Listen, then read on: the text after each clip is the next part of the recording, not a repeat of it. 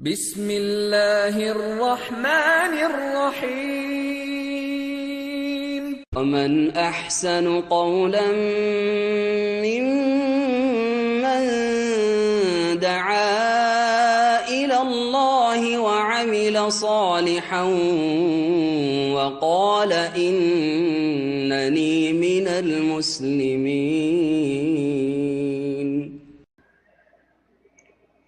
السلام عليكم ورحمة الله وبركاته. إن الحمد لله نحمده ونستعينه ونستغفره ونعوذ بالله من شرور أنفسنا ومن سيئات أعمالنا.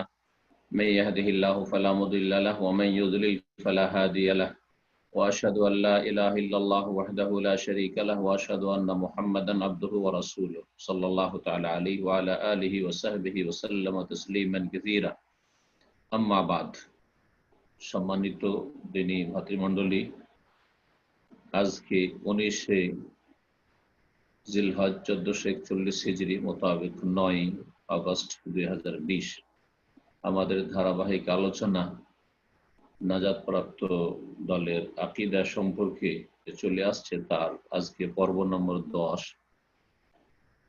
বিষয়বস্তু আমাদের ধারাবাহিক চলে আসছে লা ইলাহা ইল্লাল্লাহ, যে কালিমা তাইয়্যিবা, এই কালিমা তাইয়্যিবার শর্তাবলী সম্পর্কে।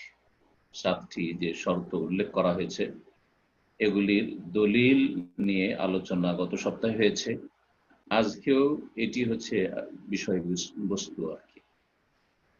প্রশ্ন নম্বর 23-এ বলছেন লেখক যে মা দালিল ইশতিরাতিল কবুলে মিনাল কিতাব ওয়াস সুন্নাহ। লা ইলাহা ইল্লাল্লাহর একটি শর্ত হচ্ছে সাদরে গ্রহণ করা, সেটাকে কবুল করে নেওয়া, অন্তর থেকে সাদরে গ্রহণ করা। এর কোরআন সুন্নাহয় দলিল কি? যে শর্ত লাগিয়েছেন যে লা ইলাহা ইল্লাল্লাহ শুধু মুখে উচ্চারণ করলে হবে না, বরং সেটাকে সাদরে গ্রহণ করতে হবে। যা লা ইলাহা ইল্লাল্লাহ বলা হয়েছে, আল্লাহ ছাড়া কোনো সত্য মাবুদ নেই, এ কথা সাদরে গ্রহণ করতে হবে। এর দলিল সম্পর্কে বলছেন যে কোরআনে কারীমে মহান আল্লাহ ইরশাদ করেছেন সূরা সাফফাতের আয়াত নম্বর 22 থেকে 36। এতে আয়াতগুলি রয়েছে সংক্ষেপে প্রথম থেকে কয়েকটি আয়াত আর শেষে 2টি আয়াত শোনাবো। এই আয়াতগুলিতে ওই সব কাফেরদের কথা উল্লেখ করা হয়েছে যারা লা ইলাহা ইল্লাল্লাহকে সাদরে গ্রহণ করেনি। তারা যেহেতু মাতৃভাষা আরবি হওয়ার কারণে লা ইলাহা ইল্লাল্লাহ সঠিক অর্থ বুঝতো, যার ফলে তারা এটাকে আমাদের অনারব অনেকেই যেমন লা ইলাহা ইল্লাল্লাহ পড়ে আবার শিরকও করে, মাজারে সিজদাও করে, আল্লাহ ছাড়া অন্যের কাছে চাই, অন্যের জন্য জবাই করে, ইবাদত বন্দেগী আল্লাহ ছাড়া অন্যকে দিয়ে থাকে, আবার লা ইলাহা ইল্লাল্লাহ জপতেও থাকে। এইরকম কিন্তু মক্কার মুশরিক কাফেররা ছিল না। তারা বুঝতে পেরেছিল যে লা ইলাহা ইল্লাল্লাহ বলা মানে এটাকে সাদরে গ্রহণ করতে হবে, আর সাদরে গ্রহণ করা মানেই আমাদের এই 360টি মূর্তি যে কাবার চারিদিকে আছে ভেঙে ফেলে দিতে হবে, ঘরে ঘরে যে হাজার হাজার মূর্তি দেবদেবীর পূজা হচ্ছে তা নিশ্চিহ্ন করে দিতে হবে। সেই জন্য তারা এটাকে কবুল করতে পারেনি। বলছেন মহান আল্লাহ রাব্বুল আলামিন ওই সব লোকদের সম্পর্কে যারা এই লা ইলাহা ইল্লাল্লাহকে সাদরে গ্রহণ করেনি, হাসরের মাঠে তাদের সম্পর্কে রব্বুল আলামিনের নির্দেশ হবে উহশুরুল্লাযীনা যালামু ওয়া আজওয়াজুহুম উহশুরুল্লাযীনা যালামু ওয়া আজওয়াজুহুম ওয়া মা কানু ইয়াবুদুনা মিন দুনিল্লাহ। হে ফেরেশতারা, তোমরা একত্রিত করো জালেমদেরকে এবং তাদের সাথী সঙ্গীদেরকে, আজওয়াজ তাদের যারা জোড়া, আজওয়াজ স্বামী স্ত্রীকে বলা হয়, আর যারা ঘনিষ্ঠ বন্ধু সাথী সঙ্গী তাদেরকে বলা হয়। তাদের অনুসারী যারা জালেম এবং জালেমদের যারা অনুসারী তাদেরকে একত্রিত করো। ওমা কানু ইয়াবুদুন, এবং যা কিছুর তারা ইবাদত বন্দেগী পূজা করত সেগুলিকে একত্রিত করো। দেবদেবী দরগা দুর্গা, যেসব সুফি পীরদের কবরকে পাকা করে পূজা করা হয়েছে, কবর পূজা, মাজার পূজা, আর তারা এর উপর সন্তুষ্টি প্রকাশ করেছে বা স্বীকৃতি দান করেছে, ওই সব পীরদেরও আকীদায় এইরকম শিরকি বিষয় ছিল, তারা এসব শিরক কুফরিকে, কবর মাজার পূজাকে স্বীকৃতি দিয়ে গেছে। আর অধিকাংশ সুফিদের অবস্থা এরকম, ইল্লা মাশাআল্লাহ। তো আর এইরকমই যে সব সৎ লোকের প্রতিমা তৈরি করে পূজা করা হয়েছে, অমা কানু ইয়াবুদুন, আর যে সবের তারা ইবাদত করত সবকে একত্রিত করা, যারা পূজা করত গায়রুল্লাহ আর যাদের পূজা করে সবকে একত্রিত করো। ফাহদুহুম ইলা সিরাতিল জাহিম, তারপরে তাদেরকে জাহান্নামের রাস্তা দেখিয়ে দাও, জাহান্নামের দিকে ঠেলে দাও। ফাহদুহুম ইলা সিরাতিল জাহিম ওয়াকিফুহুম, এবং তার আগে তাদেরকে থামাও। আল্লাহ বলছেন, আল্লাহ হাশর মাঠে থামাও তাদেরকে এখানে। ইন্নাহুম মাসউলুন, তাদেরকে এক্ষুনি জিজ্ঞাসা করা হবে, তারা জিজ্ঞাসিত হবে, তাদের প্রশ্ন উত্তর দিতে হবে, হিসাব দিতে হবে। মা লাকুম লা তানাসারুন, কি হয়ে গেছে এখন, কই তোমাদের দেব দেবী, যেসব দরগা দুর্গা, তোমাদের যেসব ওলি, যেসবের পূজা করতে সেজদা করতে, তারা কেন তোমাদের সাহায্যে এগিয়ে আসে না? কেউ কারো সাহায্য কেন করছে না? তারপরে শেষ আয়াতগুলি বলি, যে আয়াতগুলি নাম্বার বললাম।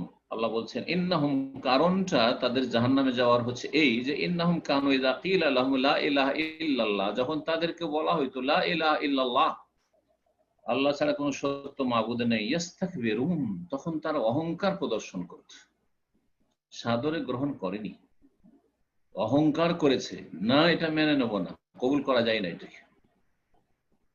ইস্তাকবিরুন ওয়া ইয়াকুলুন, এবং তারা বলতো আইন্না লা তারিকু আলিহাতা লিশাইরিম মাজনুন, আমরা কি আমাদের উপাস্যদের ছেড়ে দেব, দেবদেবীদের ছেড়ে দেব, মাবুদদের, লিশাইরিম মাজনুন, একজন পাগল কবির কথায়।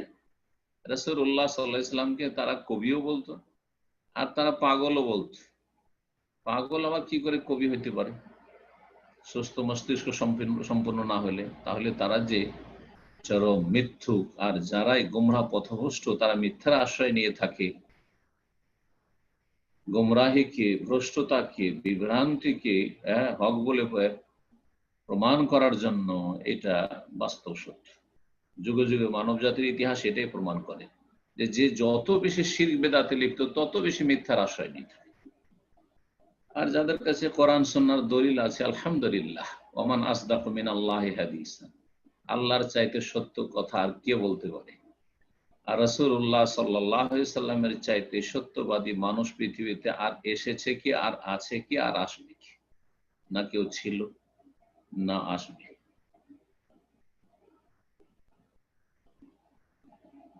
এই ছিল আয়াত।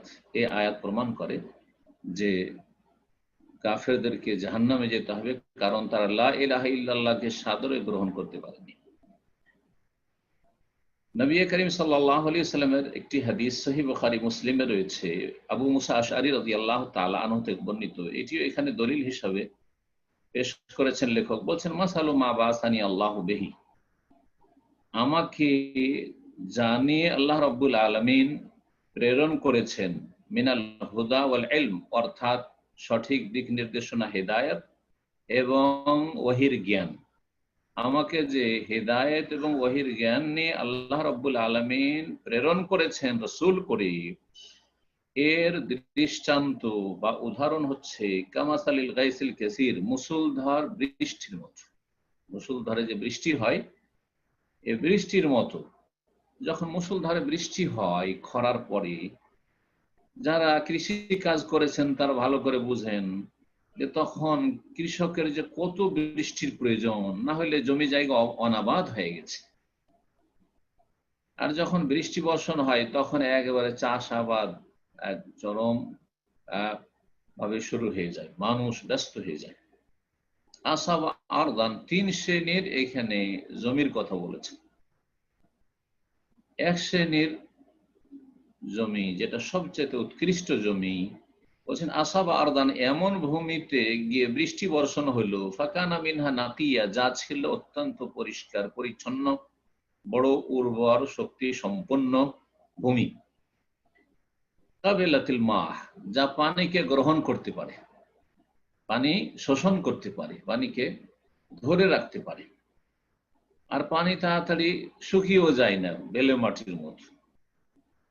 যখন পানিকে ধরে রাখতে পারে, পানিকে গড়িয়েও দেয় না চারিদিকে, আর পানি তাড়াতাড়ি শুকিয়েও যায় না বেলে মাটির মতো। যার ফলে কি হয়, সেসব জমিতে ফসল আদি হয়। ফাআম্বাতাতিল কালা ওয়াল উসবাল কাসীর। সুতরাং এই বৃষ্টির মাধ্যমে ওই জমিতে কি হলো, তৃণাদি ঘাস এবং বিভিন্ন রকমের শস্য, ফসলের ফলন হইল। এ হচ্ছে সবচেয়ে উৎকৃষ্ট জমি। যারা রাসূলুল্লাহ সাল্লাল্লাহু আলাইহি ওয়াসাল্লামের নিয়ে আসা হেদায়েত থেকে এবং ওহীর জ্ঞান থেকে উপকৃত হলো, তাদের উদাহরণ হচ্ছে এইরকম জমির মতো। ওয়াকানা মিনহা আজাদিব আমসাকাতিল মা ফানাফা আল্লাহু বিহান নাস। আর কিছু জমি আছে যেগুলি জমি হচ্ছে শক্ত জমি, শক্ত মাটি। সেখানকার মাটি হচ্ছে শক্ত মাটি, এঁটেল মাটি। এঁটেল মাটিতে কি হয়, পানিকে ধরে রাখতে পারে, কিন্তু তাতে পানি ভিতরে যাবে আর তারপরে সেটা সেখানে গিয়ে সেই জমি উপকৃত হবে না। এঁটেল মাটি, শক্ত মাটি, আর তারপরে সাথে সাথে ধরেন নিচু জায়গা যেখানে ফসলও হবে না, ডোবা জায়গা যেসব আমাদের দেশে রয়েছে। তো এইরকম ধরনের জমি, যার পানি থেকে, যেখানে পানি ধরে রাখতে পারলো সেই জমি, তখন সেই পানি দিয়ে অন্য অন্য লোকেরা উপকৃত। ফানাফা আল্লাহ বিহিন নাস, সেই পানি দিয়ে আল্লাহ অন্যদেরকে উপকৃত করলে আশেপাশে যে জমিগুলি রয়েছে সেই জমি ওয়ালারা উপকৃত হলো।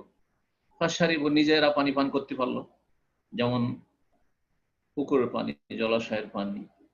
ওয়াসাকু, এবং গবাদি পশুকে পান করাইতে পারলো, বা সেচের কাজ করতে পারলো। ওয়াজারাও, আর ক্ষেত খামার করতে পারলো।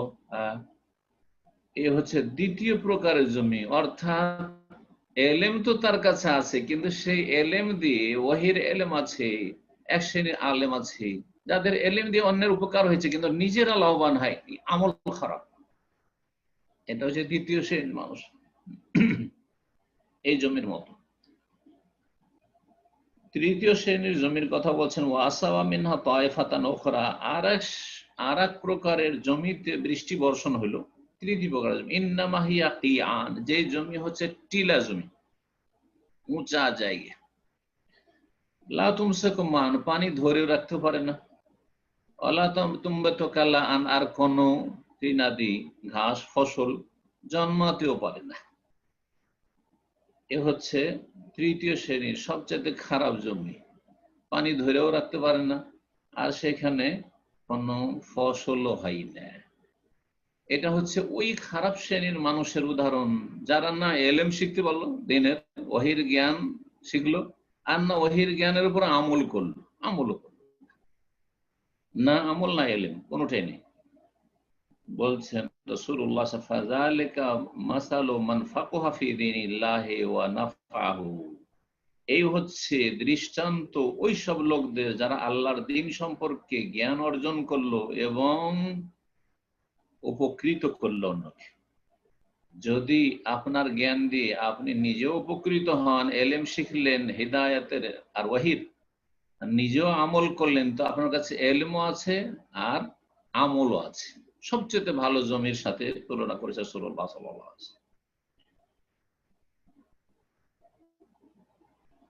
বলছেন যে এই হচ্ছে দৃষ্টান্ত ওই সব লোকদের যারা আল্লাহর দ্বীন সম্পর্কে জ্ঞান অর্জন করলো আর তাকে উপকৃত করলো। আমি জানিয়ে প্রেরিত হয়েছি, বা আমাকে জানিয়ে আল্লাহ প্রেরিত করেছেন, তা অর্থাৎ হেদায়েত এবং ওহীর জ্ঞান। আলেমা আল্লামা, নিজেও শিখলো এবং অন্যদেরকে শিখালো। নিজে যদি শিখতে পারেন এবং অন্যকে শিখাতে পারেন তো সবচেয়ে ভালো মানুষ। রাসূলুল্লাহ সাল্লাল্লাহু আলাইহি ওয়াসাল্লামের হাদিস সহিহ মুসলিমে রয়েছে, ওসমান রাদিয়াল্লাহু তাআলা আনহু থেকে, আর সবচেয়ে উৎকৃষ্ট ইলম হচ্ছে কোরআনের ইলম। খায়রুকুম মান তাআল্লামাল কোরআন ওয়া আল্লামা, কোরআনের ইলম মানে হচ্ছে এই নয় যে শুধু কোরআন তিলাওয়াত, এটা প্রাথমিক অবস্থা। কোরআনের সার্বিক দিক থেকে ইলম, কোরআনের অক্ষরের জ্ঞান, এটা হচ্ছে এক নম্বর, প্রথম। এটা হচ্ছে প্রথম স্টেজ। তারপরে হচ্ছে কোরআনের অর্থ বোঝা, শুদ্ধ পড়ার পরে কোরআনের অর্থ বোঝা, তারপরে কোরআনে কারীমের তাফসীর বোঝা, কোরআনে কারীম নিয়ে গভীরভাবে চিন্তা করা, কোরআনে কারীম থেকে হেদায়েত নেওয়া, কোরআনে কারীমকে মানুষ, কোরআনে কারীমের দিকে মানুষকে আহ্বান করা, এগুলি। তো বলছেন যে সবচেয়ে উৎকৃষ্ট ওই সব মানুষ যে মান তাআল্লামাল কোরআন, যে কোরআন শিখে এবং শিখায়। কোরআনে কারীমের সাথে যারা জড়িত তারা সবচেয়ে ভালো মানুষ। রাসূলুল্লাহ সাল্লাল্লাহু আলাইহি সাল্লামের দাওয়াত থেকে সবচেয়ে বেশি লাভবান তারা। ওমাসালু মান লাম ইয়ারফা বিযালিকা রাসান, আর ওই সব লোকের দৃষ্টান্ত রয়েছে এই দুই শ্রেণীর জমিতে যারা মোটে মাথা উঠিয়ে দেখলো না, ভ্রুক্ষেপই করলো না যে নবী কি নিয়ে এসেছেন আর কি বলতে চেয়েছেন, কোরআনে কারীমে কি আছে, আর রাসূলুল্লাহ সাল্লাল্লাহু আলাইহি সাল্লামের হাদিসে কি আছে, সিরাতুন নবী, নবীর জীবনীতে কি আছে। লাম ইয়ারফা বিযালিকা রাসান, ও ভ্রুক্ষেপই করলো না, বেপরোয়া থেকে গেল। ওয়ালাম ইয়াকবাল হুদাল্লাহ, এবং আল্লাহর হেদায়েতকে কবুল করলো না, সাদরে গ্রহণ করলো না। আল্লাযী উরসিলতু বিহি, জানি আমি প্রেরিত হয়েছি। তাহলে এখানে স্পষ্ট হাদিসে এই বাক্যটি এসেছে যে আল্লাহর হেদায়েতকে কবুল করলো না। আল্লাহর হেদায়েতকে কেউ যদি কবুল না করে আর শুধু পড়ে লা ইলাহা ইল্লাল্লাহ, লা ইলাহা ইল্লাল্লাহ, লা ইলাহা ইল্লাল্লাহ, কিন্তু তৌহিদই কবুল করলো না। যদি বলেন যে মাজারে সেজদা করা যাবে না, বলছে ওয়াহাবি, সবচেয়ে নিকৃষ্ট সৃষ্টি হচ্ছে ওয়াহাবি। হ্যাঁ, ওলি আলিয়ার এহতেরাম করে না, হ্যাঁ, আল্লাহর ওলিদের সম্মান করেন না, গোস্তাখে রসুল, হ্যাঁ, নবীর শানে বেয়াদবি করে। জি হ্যাঁ, এইসব কথা এক শ্রেণীর লোকেরা বলে যারা কালেমাও পড়ে। এই কালেমা কোনো কাজে আসবে না, কারণ এরা সাদরে গ্রহণ করতে পারেনি লা ইলাহা ইল্লাল্লাহ।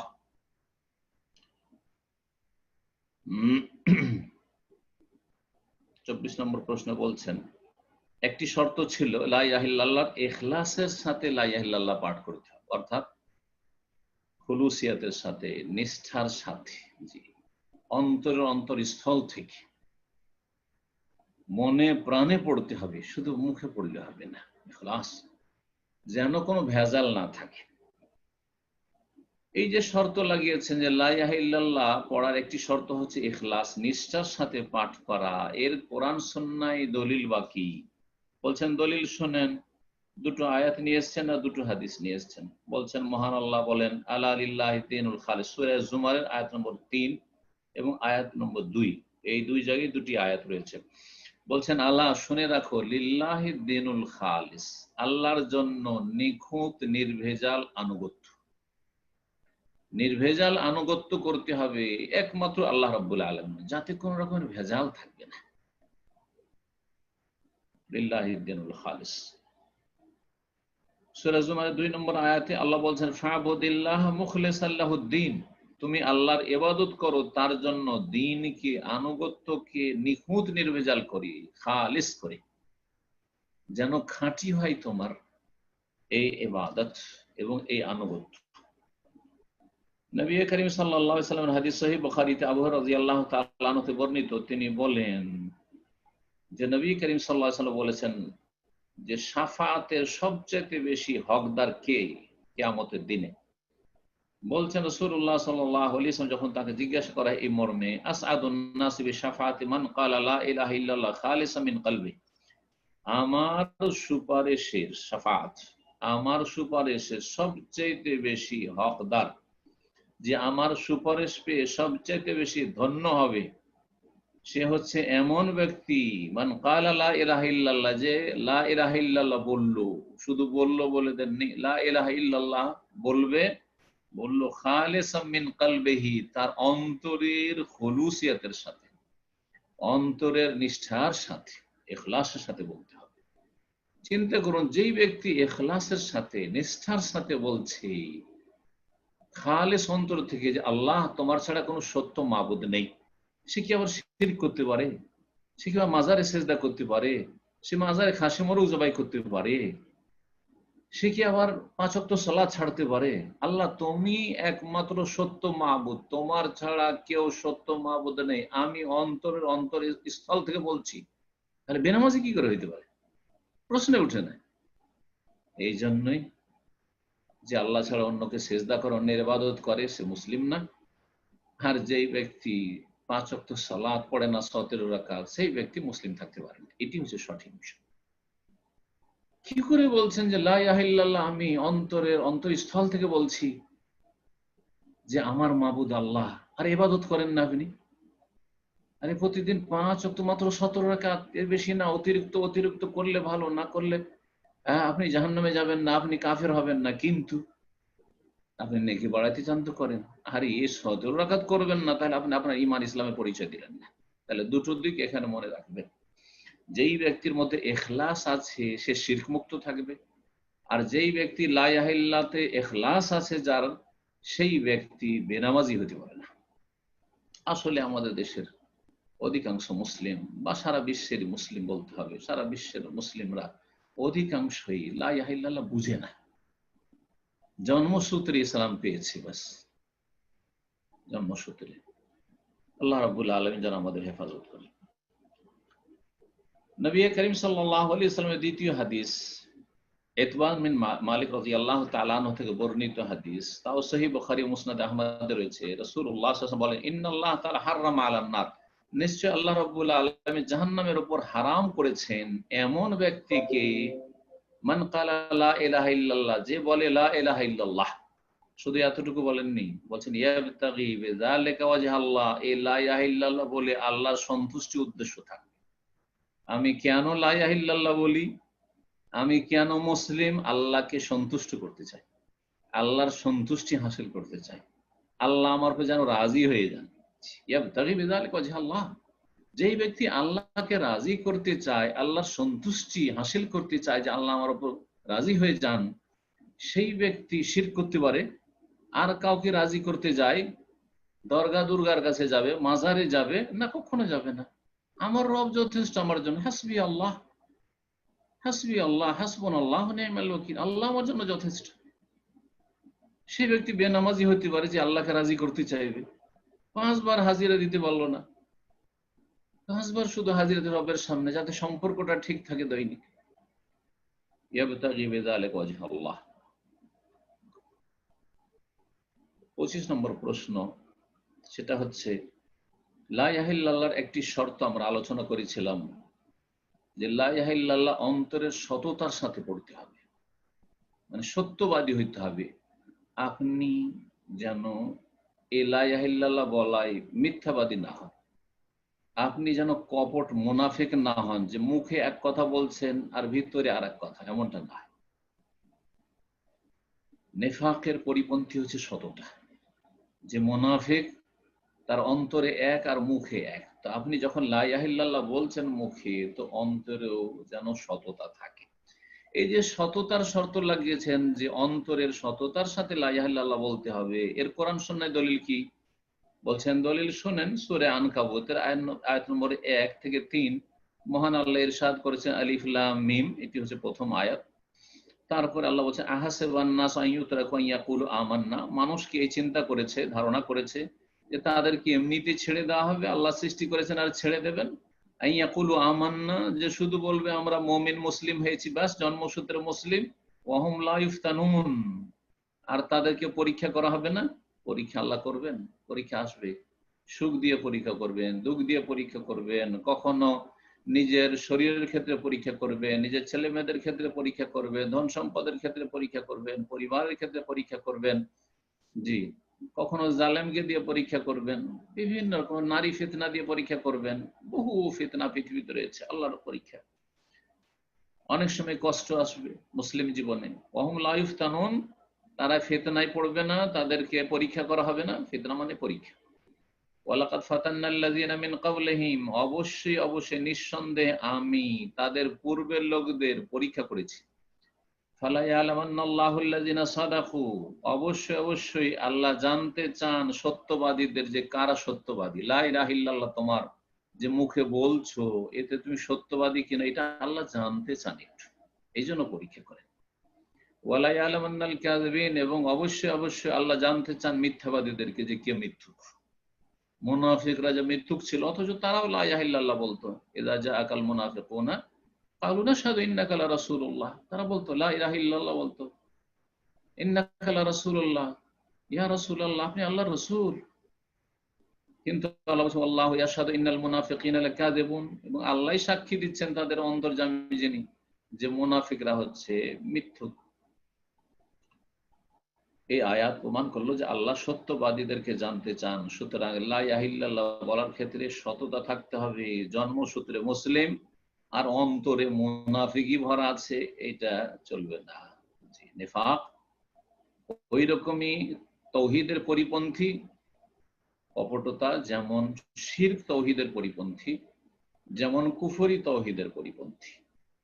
তৌহিদ যদি প্রতিষ্ঠা করতে হয় আপনার আমার জীবনে, তাহলে শিরক মুক্ত হইতে হবে, কুফরি মুক্ত হইতে হবে, মুনাফিকি মুক্ত হইতে হবে। আল্লাহ যেন আমাদের তৌফিক দান করেন, আল্লাহ আমাদের দ্বীনের উপর ইস্তেকামত দান করেন। হাদিস এই ক্ষেত্রে দুটি নিয়ে এসেছেন। প্রথম হাদিস, নবী করিম সাল্লাল্লাহু আলাইহি ওয়াসাল্লাম বলেন, মা মিন আহাদিন ইয়াশহাদু আল্লা ইলাহা ইল্লাল্লাহ ওয়া আন্না মুহাম্মাদুর রাসূলুল্লাহ সিদকাম মিন কলবিহি ইল্লা হারামাহুল্লাহু আলান নার। এই হাদিসটি লম্বা হাদিস। আনাস বিন মালিক রাদিয়াল্লাহু তাআলা আনহু থেকে বর্ণিত, মুআয রাদিয়াল্লাহু তাআলা রাসূলুল্লাহ সাল্লাল্লাহু আলাইহি ওয়াসাল্লাম বাহনের পিছনে বসেছিলেন কোন এক সময়। বললেন নবী সাল্লাল্লাহু আলাইহি ওয়াসাল্লাম, ইয়া মুআয, হে মুআয। বললেন সাহাবী, লাব্বাইক ওয়া সাদাইক, ইয়া রাসূলুল্লাহ, হাজির আছি বলুন। ইয়া মুআয, লাব্বাইক ইয়া রাসূলুল্লাহ ওয়া সাদাইক, তিনবার করে বললেন। তারপরে রাসূলুল্লাহ সাল্লাল্লাহু আলাইহি ওয়াসাল্লাম বললেন, মা মিন আহাদিন ইয়াশহাদু আল্লা ইলাহা ইল্লাল্লাহ, যে কোনো বান্দা, যে কোনো ব্যক্তি যদি সাক্ষ্য প্রদান করে যে আল্লাহ ছাড়া কোনো সত্য মাবুদ নেই, ওয়া আন্না মুহাম্মাদার রাসূলুল্লাহ, আর মুহাম্মদ সাল্লাল্লাহু আলাইহি ওয়াসাল্লাম আল্লাহর রাসূল, সিদকাম মিন কলবিহি, অন্তরের সততার সাথে, অন্তরে যেন সততা থাকে, মিথ্যার আশয় না নেই। যদি অন্তরের সততার সাথে লা ইলাহা ইল্লাল্লাহ বলে, তাহলে ইল্লা হারামাহুল্লাহু আলান নার, তাকে আল্লাহ জাহান্নামের উপর হারাম করে দেবেন। তাহলে অন্তরে যদি কপটতা থাকে, তাহলে জাহান্নামের ইন্ধন বানাবেন। কালা ইয়া রাসূলুল্লাহ, তখন মুআয বিন জাবাল বললেন যে এ তো বড়ই সুসংবাদ, হে আল্লাহ রাসূল। আফালা উখবিরু বিহিন নাস, আচ্ছা লোকজনকে আমি বলে দিই না হয়, ফায়াস্তাবশিরু, মানুষ খুশি হবে, আনন্দ ভোগ করবে।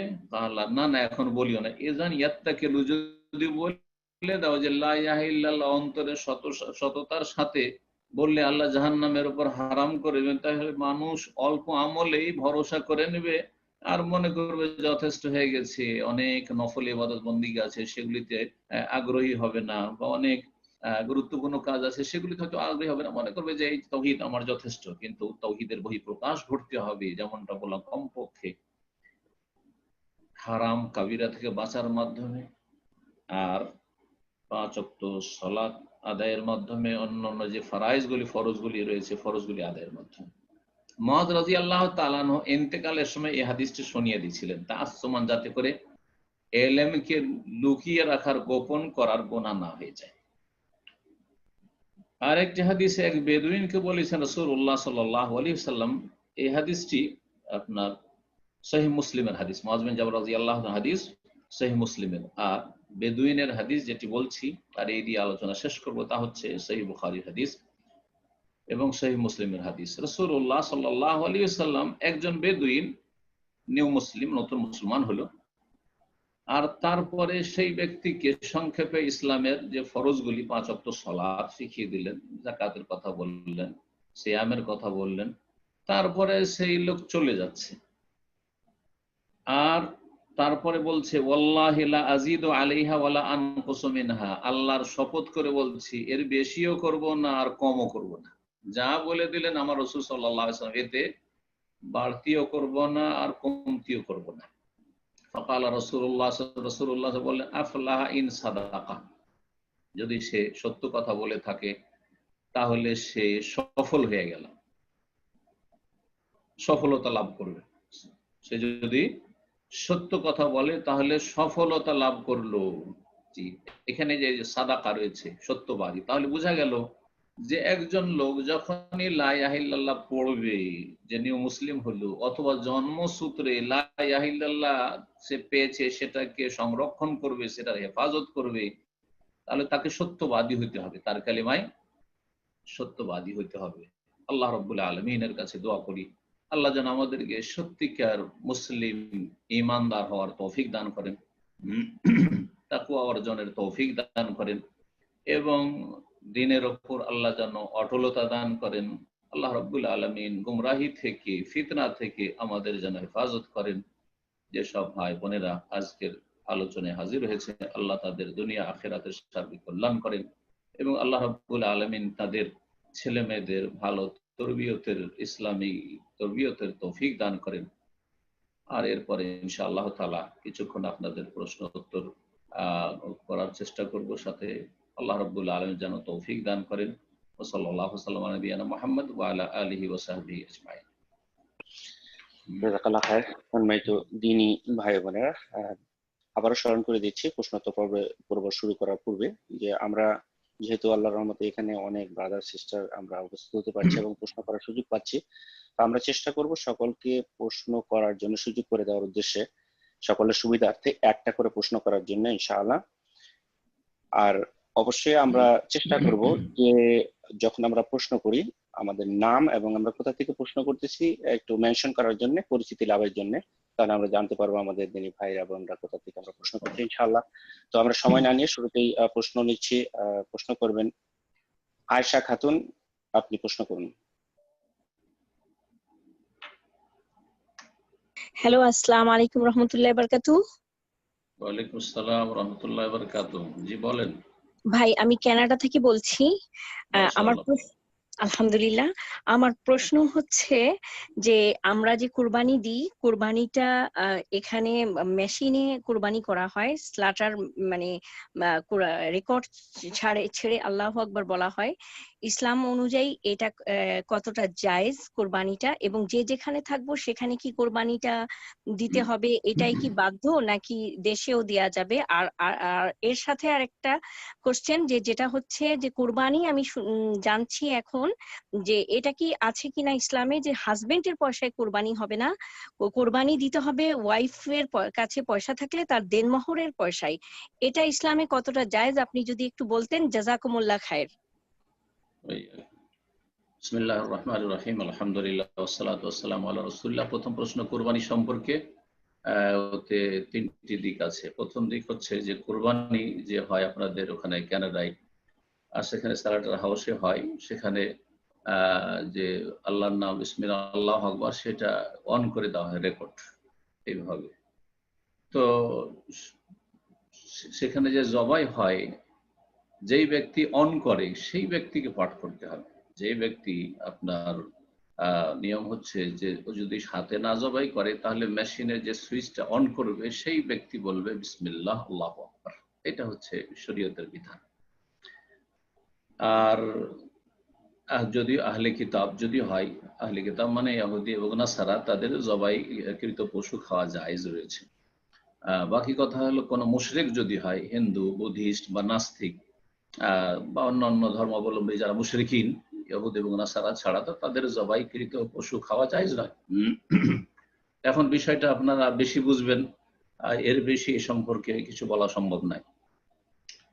আর কোরবানি সম্পর্কে আরেকটি কথা যেটা বললেন যে কোরবানি কি এখানেই করতে হবে যেখানে থাকে, নাকি অন্য দেশে বা দেশে করলেও চলবে? কোরবানির ক্ষেত্রে উত্তম হচ্ছে যেখানে পরিবার নিয়ে থাকছেন সেখানেই করবেন, এটা হচ্ছে উত্তম, যাতে করে সেখান থেকে নিজেরা কিছু খেতে পারেন। কারণ রাসূলুল্লাহ সাল্লাল্লাহু আলাইহি ওয়াসাল্লাম কোরবানি থেকে কিছু অংশ খেয়েছেন আর অন্যদেরকে খাওয়াইয়েছেন। আর যদি দেখা যায় যে সেখানে কোরবানি করায় জটিলতা আছে, অথবা অন্য জায়গায় যেখানে আপনার দেশ অথবা অন্য কোনো দেশে সেখানে অভাব বেশি আছে, তাহলে কোরবানি অন্য জায়গায় করা যেতে পারে, কোনো অসুবিধা নেই ইনশাআল্লাহ। তৃতীয় যে কোরবানি সম্পর্কে জিজ্ঞাসা করেছেন সেটা হচ্ছে যে শুনেছি যে স্ত্রী স্বামীর পয়সায় কোরবানি করতে পারবে না, স্ত্রী নিজের পয়সা, দেনমোহরের পয়সা থাকলে কোরবানি করবে। দেনমোহরের পয়সায় শুধু না, কোরবানির বিষয়টি শুনুন। প্রথম কথা, যারা বিবাহিতা অথবা মহিলারা বিবাহিতা যদি না হয় তাহলে বাবার আন্ডারে আছে, বাবা না থাকলে ভাইয়ের আন্ডারে আছে, আর ভাই অভিভাবক অথবা বাবা অভিভাবক অথবা স্বামী অভিভাবক। অভিভাবক কোরবানি করলে সেই কোরবানি তার জন্য, অভিভাবক এবং তার স্ত্রী, তার ছেলে মেয়ে, পরিবারের সদস্য যারা, সবার জন্য যথেষ্ট। একটি পশু বরং একটি ভাগও সঠিক মতো ইনশাআল্লাহ, যেমন শেখ বাজ রহমতুল্লাহ আলাইহি বলেছেন। কিন্তু একটি পশু, সেটা খাসি হোক, মেষ হোক, অথবা বড় হোক, একটা পরিবার এবং সেই পরিবারে যত সদস্য আছে, ওয়ালাউ জাওয়াজাল মিয়া, শেখ হোসেন রহমতুল্লাহ বলছেন যদিও তাদের সংখ্যা 100 পার হয়ে যায়, কোন পরিবারের সংখ্যা যদি থাকে 100, তবুও যথেষ্ট ইনশাআল্লাহ। তো তার একজন আপনি আছেন, সেই কুরবানি যথেষ্ট সুন্নাতে মুআক্কাদা হিসাবে অথবা হানাফি মাযহাবে ওয়াজিব হিসাবে। শেখ ইবনে উসাইমিন ওইটাকে ওয়াজিব বলেছেন, বা কোন ওলামারাও বলেছেন। যাই হোক, কিন্তু সুন্নাতে মুআক্কাদা অধিকাংশ ওলামাদের কাছে। বাকি কথা হলো, অতিরিক্ত যদি আপনি কোরবানি করতে চান যে না আমার স্বামী যে কোরবানি করলো তাতে তো আমি আছি শামিল, কিন্তু আমি আলাদা করে কোরবানি করব, আর সেটা নফল, আপনার জন্য সুন্নাতে মুআক্কাদা নফল কোরবানি করব, তাহলে আপনার নিজস্ব পয়সা দিয়ে করবেন, আপনি স্বামীর পয়সা লুকিয়ে করতে পারবেন না। হ্যাঁ, যে স্বামী দেয় যে ঠিক আছে তুমি কোরবানি করতে চাইছো, চলো তোমাকে একটা কোরবানি পয়সা আমি এমনি গিফট করলাম, সেটা আলাদা কথা। কিন্তু আপনি স্বামীর পয়সাকে লুকিয়ে রেখে নেবেন আর সেখান থেকে কোরবানি করবেন না, এই অনুমতি শরীয়তে নেই। জাযাকুমুল্লাহ। বারাকাল্লাহু ফিকুম। তো এ পর্যায়ে প্রশ্ন করবেন সাফিরা রহমান, আপনি প্রশ্ন করুন। আসসালামু আলাইকুম শেখ। ওয়ালাইকুম আসসালাম ওয়া রাহমাতুল্লাহি ওয়া বারাকাতুহু। হ্যাঁ, প্রথমে আমি দুঃখিত প্রকাশ করতেছি আপনাকে আর ইকরাম ভাই। আমি জানতাম না যে একটা প্রশ্ন করতে হবে। একটা আমার প্রশ্ন আর আমি একটা বোনের প্রশ্ন নিয়ে নিছি। আমি কি করতে পারবো? হ্যালো। আচ্ছা বলেন। আচ্ছা জি, বলেন।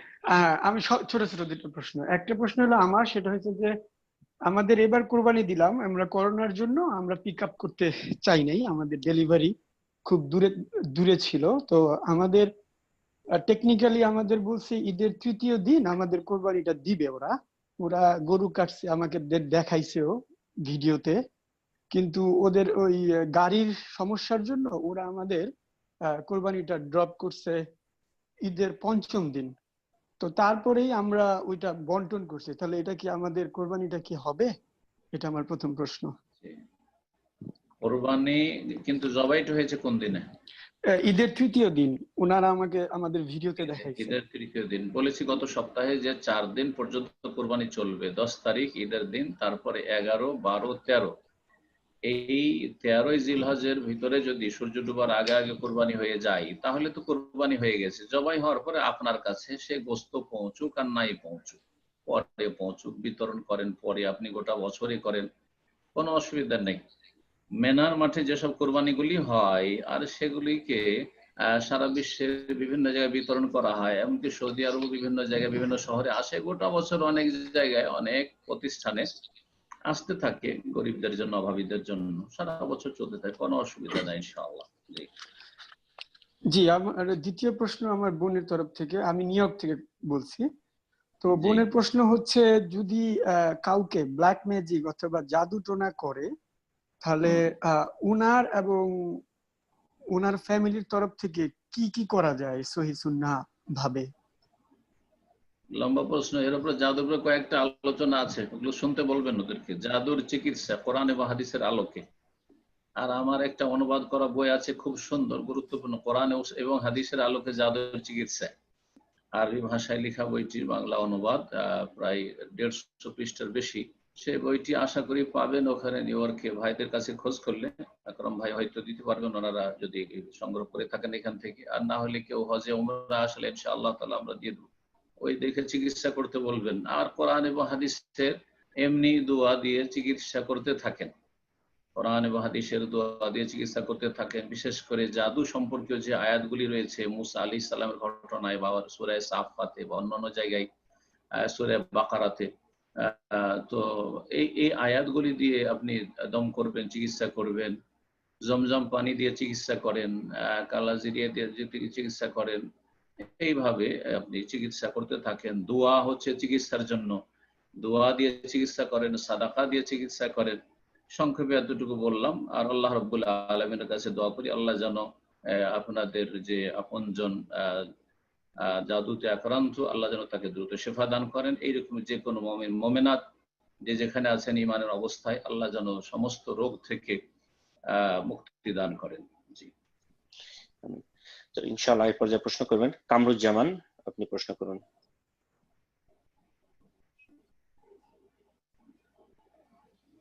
জি ব্রাদার কামরুজ্জামান, আপনার ফোনটা আনমিউট করে নিন।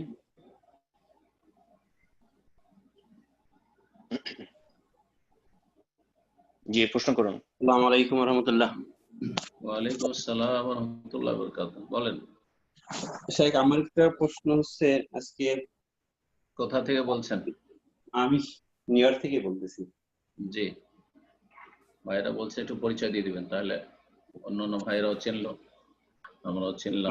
আসলে আপনার একটা লেকচারে শুনছিলাম ওই যে সালাতের ব্যাপারে, জামাতে সালাত যদি আমি 1 রাকাত 2 রাকাত যে রাকাত না পাই, আমি যে রাকাত থেকে শুরু করলাম সেটা আমার প্রথম রাকাত, এবং সেই হিসাবে তাহলে আমার প্রথম রাকাত হলে আমি যদি লাস্টে 1 রাকাত পাইনি সেই রাকাতে সূরা ফাতিহার পরে আর অন্য কোনো সূরা মিলাতে হবে না। কিন্তু আরেকজন আমাদের সহিহ আলেমদের ভিতরে আরেক শাইখ বলছিল যে আসলে তা তো না, হাদিসটা আসছে এমন যে তুমি যেটা যেটা পাও না সেইটা পুরা করতে। তো আমি প্রশ্নটা যে হাদিসটার আলোকে কি আসলে কি আমার কি প্রথম রাকাত আমি যেটা শুরু করলাম সেটা আমার প্রথম রাকাত, নাকি আমি যেটা পাই না সেটা আমাকে পুরা করতে হবে?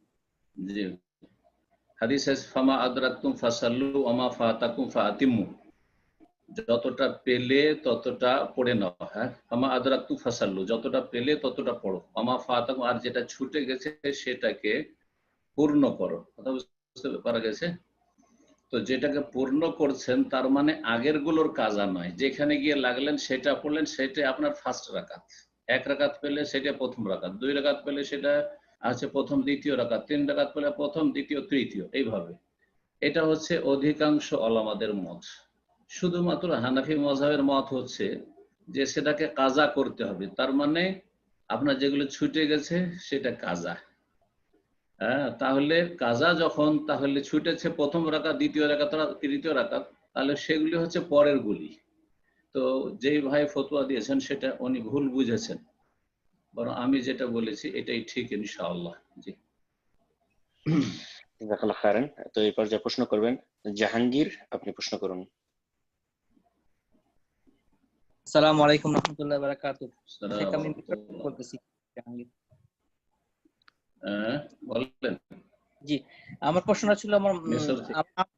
জি, মিশর থেকে। জি জি, আমার আম্মা আপনার হচ্ছে কি ফজর, বাংলাদেশে ফজরের নামাজ যখন পড়েন, তো বাংলাদেশে তো হানাফিরা একটু দেরি করে আজান দেয়, তো উনি একটু আগেই নামাজ পড়ে ফেলেন আর কি, যেহেতু একটু আগে ওঠেন তাহাজ্জুদ পড়েন, যে শুয়ে যাওয়ার জন্য, শরীর খারাপ থাকে। তো এটা কি হবে কিনা আর কি, এটা কিরকম?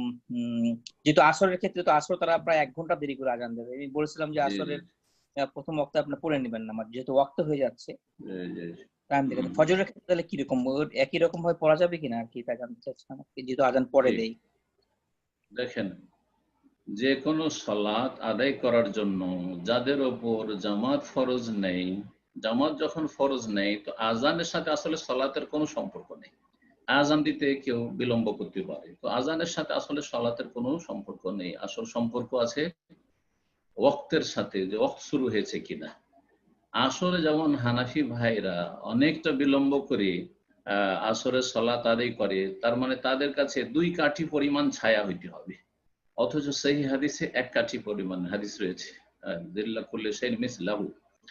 ঠিক ওই রকম ফজরেও এই দুটো ওয়াক্তে তাদের মাযহাব হচ্ছে বিলম্ব করে সালাত আদায় করে। ফজরে তাদের কাছে ইসফার করতে হবে, মানে ফর্সা করে দিতে হবে, অথচ রাসূলুল্লাহ সাল্লাল্লাহু আলাইহি ওয়াসাল্লাম মানে ভোরের অন্ধকারে সালাত আদায় করেছেন, সহিহ বুখারী হাদিস রয়েছে। সালাতের পরে মহিলারা ফিরে আসতেন মসজিদ থেকে, মা ইউরাফনা মিনাল গালাস, ভোরের অন্ধকারে বা রাতের যে অবশিষ্ট অন্ধকার তার কারণে চেনা যেত না, রাস্তা দিয়ে যখন আসতেন মহিলারা, তাহলে তখন অন্ধকার, সালাম ফিরে মসজিদ থেকে চলে আসার পরেও চেনা যেত না যে কে যাচ্ছে না যাচ্ছে। তার মানে রাতের অন্ধকারেই সালাত হইতো, কিন্তু শুভ সাদেক হয়ে যেত। এই জন্য আপনার আম্মা যে সালাত আদায় করেছেন, হানাফি মসজিদের আজান দলিল নয়, বরং দলিল হচ্ছে যে ওয়াক্ত হয়েছে কিনা, শুভ সাদেক গ্রামে গঞ্জে থাকলে পূর্ব আকাশ ফর্সা হচ্ছে কিনা স্বচক্ষে দেখে নিতে পারবে। আর যদি আপনার শহরে থাকেন তাহলে সেই শহরের সেই এলাকার টেবিল দেখে নেবেন যে এখানে শুভ সাদেক বা ফজরের আউয়াল ওয়াক্ত কখন হয়। ওই হিসাবে আজকাল সহজ, আলহামদুলিল্লাহ আজকাল অ্যাপস আছে অনেক, সেগুলো থেকে আপনারা দেখে নিতে পারবেন। ক্যালেন্ডার আছে, ইসলামিক ক্যালেন্ডার, সেগুলো থেকে জেনে নিতে পারবেন। তো এইভাবে সালাত আদায় করতে, আজানের সাথে এক কথায় আপনার আম্মার সালাতের কোনো সম্পর্ক নেই। ইনশাআল্লাহ এ পর্যায়ে প্রশ্ন করবেন স্বপ্না, আপনি প্রশ্ন করুন।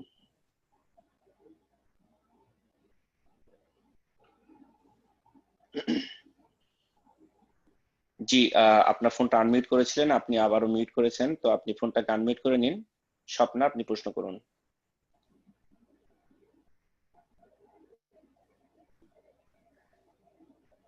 সুবহানাল্লাহ।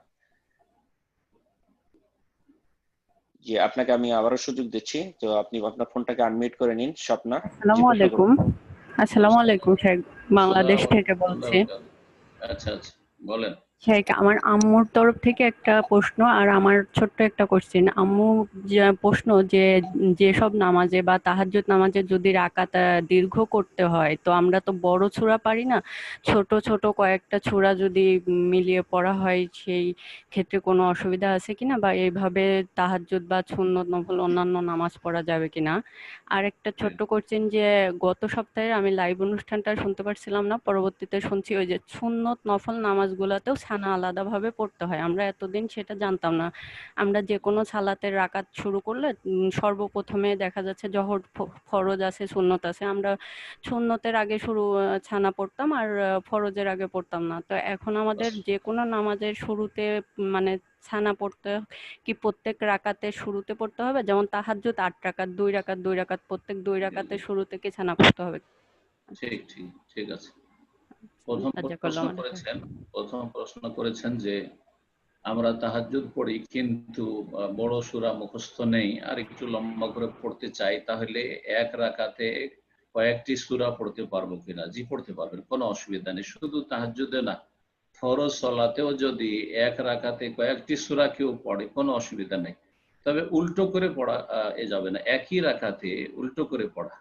আপনি প্রথম রাকাতে পড়লেন আপনি ধরেন সূরায়ে নাস, আর দ্বিতীয় রাকাতে সূরা ফালাক, এটা জায়েজ আছে, এটা জায়েজ আছে। কারণ এই কোরআনের যে পর্যায়ক্রম বা তরতিব বা বিন্যাস, সেটা আল্লাহর পক্ষ থেকে বিন্যাস ওহী, মানে ওহী নয়, বরং এটা ইজতিহাদ। জি, মুসাফে উসমান রাদিয়াল্লাহু তাআলা। সুতরাং এটা ফরজ নয় এই তরতিবের লক্ষ্য রাখা। পক্ষান্তরে আপনি যদি একই রাকাতে পড়েন তাহলে সূরা উল্টো পাল্টা করা যাবে না, আগে সূরা ফালাক তারপর নাস, এইভাবে ওই দিক থেকে আসবেন যে দিক থেকে কোরআনে কারীম আছে। যথাসাধ্য এটা চেষ্টা করবেন। এক রাকাতে ফরজ হোক, সুন্নত হোক, নফল হোক, তাহাজ্জুদ হোক, কয়েকটি সূরা পড়তে পারেন, তবে এই ক্ষেত্রে তরতিবের খেয়াল রাখাটা উত্তম হবে। তরতিব সহকারে পড়বেন। আয়াতের তরতিব, তাহলে তিনটি মাসলা এখানে বললাম। তরতিব, আয়াতের তরতিবকে কেউ যদি উল্টা করে দেয় তখন হারাম হবে। অর্থাৎ একই সূরার শেষ দিকের আয়াত আগে পড়লে তারপরে আগের দিকের আয়াত পড়ছে, এটা জায়েজ নয়। একই রাকাতে যদি করে, ধরেন কেউ লিল্লাহি মা ফিস সামাওয়াতি বা আমানুর রাসূল, সূরা বাকারার শেষ আয়াতগুলি, আর তারপরে তখন আপনার আয়াতুল কুরসি আল্লাহু লা ইলাহা ইল্লা হুয়াল হাইয়ুল কাইয়ুম, না, এটা জায়েজ নয়। কিন্তু একাধিক এক সূরা পড়ে অন্য সূরা যদি উল্টো হয় তো এতে কোনো অসুবিধা নেই, যদি এক রাকাতে হইলে উত্তম হচ্ছে তরতিবের খেয়াল রাখা। দ্বিতীয় যে বিষয়টি ছিল সেটা হচ্ছে যে আপনি গত সপ্তাহে শুনেছেন যে প্রত্যেক সালাতে সানা পড়তে হবে। সানার হুকুম ফরজে হোক আর সুন্নাতে হোক, সুন্নাত সেটা ফরজও নয়, সালাতের রুকুনও নয়, আর সেটা ওয়াজিবও না, মানে ফরজ ওয়াজিব নয়। সুতরাং কেউ যদি সানা ছেড়ে দেয় তাহলে একটি সুন্নত ছুটলো, যেমন রাফাইদান ছেড়ে দেওয়া, আমিন জোরে কেউ যদি না বলে, রাফাইদান না করে, যদি বুকে হাত না বাঁধে, তাহলে সুন্নত ছুটলো। ঠিক ওই রকমই সানা হচ্ছে সুন্নাত, আর সুন্নত যথাসাধ্য পালন করবে, ছাড়বে না, সেটা ফরজ হোক অথবা সুন্নত নফল তাহাজ্জুদে হোক। এখন আর একটা প্রশ্ন থেকে যাচ্ছে যে তাহাজ্জুদে যখন 2 রাকাত করে সালাম ফিরছি, প্রথম কথা, যখন তাকবীরে তাহরিমা সানা পড়বেন তাকবীরে তাহরিমার পরে, প্রত্যেক রাকাতে নয়। আপনি কথা একবার বলেছেন যে প্রত্যেক রাকাতে না, প্রত্যেক রাকাতে তো সানা নেই, সানা আছে প্রত্যেক তাকবীরে তাহরিমার পরে।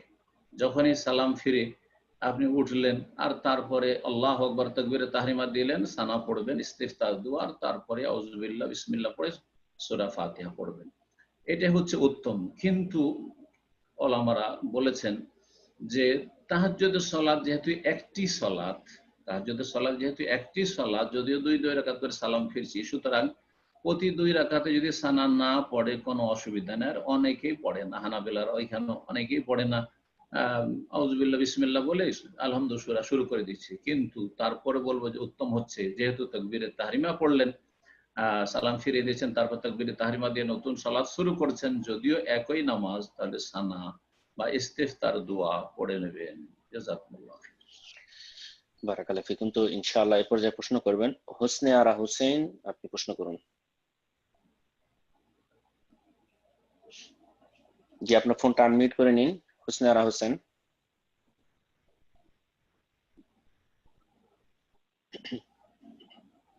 জি, প্রশ্ন করুন। জি, আসসালামু আলাইকুম ওয়া রাহমাতুল্লাহি ওয়া বারাকাতুহু। ওয়ালাইকুম আসসালাম ওয়া রাহমাতুল্লাহি ওয়া বারাকাতুহু। বলেন। জি, আমার প্রশ্নটা ছিল স্টুডেন্ট লোন নিয়ে। কোথা তো থেকে আমার, বলছেন? জি আমি আমেরিকা থেকে, আচ্ছা আচ্ছা, নিউ জার্সি থেকে। জি তো আমার হাজবেন্ড স্টুডেন্ট লোন নিয়ে পড়াশোনা করছেন আর কি। তারপরে এখন আমার এখানে দুইটা প্রশ্ন। একটা হচ্ছে আমার হাজবেন্ড যে স্টুডেন্ট লোন নিয়ে পড়াশোনা করছেন, এখন যে লোনটা দিতেছেন ওটার মধ্যে অনেক ইন্টারেস্ট আসতেছে। তো ওই স্টুডেন্ট লোন নিয়ে পড়াশোনা কমপ্লিট করার পরে যে চাকরিটা করছেন, এটা কি, এই চাকরির ইনকামটা কি হালাল হবে নাকি এটা হারামের মধ্যে পড়বে, এবং এটাতে কি আমার বাচ্চাদের কোনো ক্ষতি হবে? মানে আমরা তো ওনার উপরে ডিপেন্ড। জি জি। এবং দ্বিতীয়টা হচ্ছে এখন এই করোনা ভাইরাসের কারণে গভর্নমেন্ট মানে ওইখান থেকে ডিক্লেয়ার দিছে যে ওইটার ইন্টারেস্ট মানে 0% করে দিছে, এবং কিছুদিন যদি লাগবে মানে লাগবে না। 6 মাস পর্যন্ত ইন্টারেস্ট দেওয়া লাগবে না। এখন আবার আরো মনে হয় 6 মাস এক্সটেন্ড করতেছে এটা। তো আমার হাজবেন্ড পেমেন্ট দেয়া বন্ধ করে দিয়েছে এই 6 মাস ধরে, বলতেছে 0% যখন আছে তখন আমি এটা একসাথে জমিয়ে তারপরে যে পেমেন্ট আমি করতাম ওইটা পরে একসাথে দিয়ে দিব। আবার এটাও বলতেছেন যে দেখি হয়তো গভর্নমেন্ট এটা মাফ করে দিতে পারে। ওইটা কি ঠিক হচ্ছে? কারণ আমার হাজবেন্ডের জবটা অলরেডি আছে, অনেকে তো এই করোনা ভাইরাসের কারণে জব হারাইছেন বা কি করছেন। তো এটা আমার কাছে ঠিক লাগতেছে না। এটা আপনি একটু বুঝিয়ে বলবেন কিভাবে আমি তাকে বোঝাতে পারি?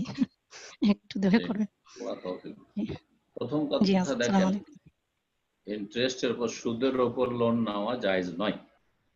এটা হচ্ছে আসল বিষয় যে সুদ হারাম, কিন্তু নিয়ে ফেলেছেন স্টুডেন্ট লোন আর তারপরে দেননি। এখন যদি সেটা 0% চলে আসে মানে সুদ না লাগে, তাহলে তো আলহামদুলিল্লাহ, তাড়াতাড়ি করে তাকে বলবো এবং আপনাদেরকে বলবো যে এই ঋণ থেকে মুক্ত হয়ে যান, যাতে করে আবার সুদের বোঝা না চেপে যায়। আর সুদ বড় কাবিরা গুনাহ, ধ্বংসাত্মক গুনাহ। জি, তো আল্লাহ রাব্বুল যেন তার থেকে মুক্ত হওয়ার তৌফিক দান করেন। আর আরেকটি বিষয় যেটা জিজ্ঞেস করলে সেটা হচ্ছে যে উনি যে চাকরি করছেন ওই টাকা দিয়ে, মানে লোনের টাকা দিয়ে লেখাপড়া করে, তো এই চাকরির ইনকাম হালাল না হারাম? জি, এই বিষয়ে মনে রাখবেন যে বেশি প্রশ্ন না করে আল্লাহ রাব্বুল আলামিনের কাছে অতীতে যা হয়ে গেছে গুনাহ খাতা, তার জন্য বেশি বেশি ক্ষমা চাইবেন খালেস অন্তর থেকে, আগামী তার এরকম করব না। আর আল্লাহ না করে নিরুপায় হই, আর বেশি বড় হওয়ার জন্য এইরকম লোভ করব না, আর সুদের দিকে যাব না বা হারামের দিকে যাব না। ইনশাআল্লাহ তাআলা যেহেতু ডিউটি করে রুজি রোজগার করছেন, রুজি ইনশাআল্লাহ তাআলা হালাল।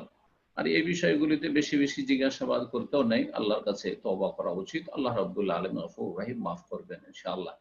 আপনারা তার অধীনে আছেন, তিনি অভিভাবক, ছেলে মেয়েরা আছে আর আপনি আছেন, সুতরাং আপনাদের অধিকার তার কাছ থেকে ভরণ পোষণ নেওয়া এবং যা খরচ খরচা লাগে ছেলে মেয়েদের লেখাপড়া, তাও ছেলে মেয়েরা অধিকার রাখে।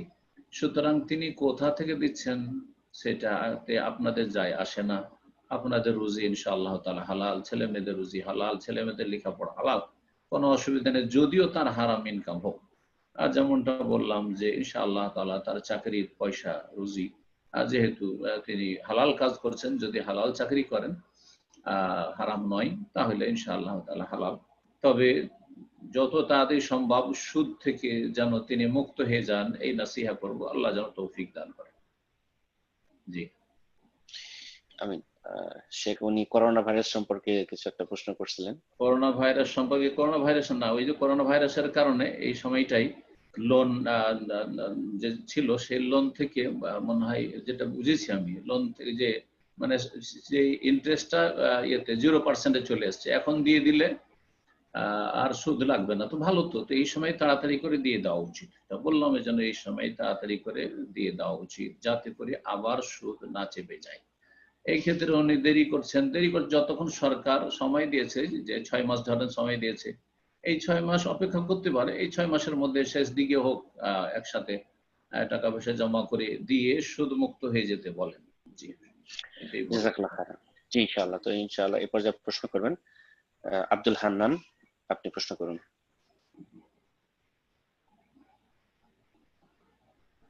জি আব্দুল হান্নান, আপনার ফোনটা আনমিউট করে নিন। জি প্রশ্ন করুন। আসসালামু আলাইকুম স্যার। ওয়ালাইকুম আসসালাম ওয়া রাহমাতুল্লাহি ওয়া বারাকাতুহু। শেখ কেমন আছেন? আলহামদুলিল্লাহ। বলেন কোথা থেকে বলেন? নিউ ইয়র্ক থেকে আব্দুল হান্নান বলছিলাম। হ্যাঁ, নিউ ইয়র্ক থেকে আব্দুল হান্নান। আচ্ছা আচ্ছা, বলেন। শেখ, আমার এক ভাইয়ের প্রশ্ন আর কি, সে তার অসুস্থতার কারণে একটা সদাকার মানত করছে 2টা খাসি। এখন সদাকার মাংসটা কিভাবে ডিস্ট্রিবিউশন করা যায় বা গরিব আত্মীয় স্বজনকে দিতে পারবে কিনা? আর সাদাকা মানে গরিব মিসকিনকে দেবে। সাদাকা মানে গরিব মিসকিন, সেটা আত্মীয় হলে আরো ভালো, সমস্যা নেই। আত্মীয় হলে দেখুন না কেন বিশ্বাস না বলেছেন, কিন্তু সাদাকা গরিবদের জন্য, সচ্ছলদের জন্য নয়।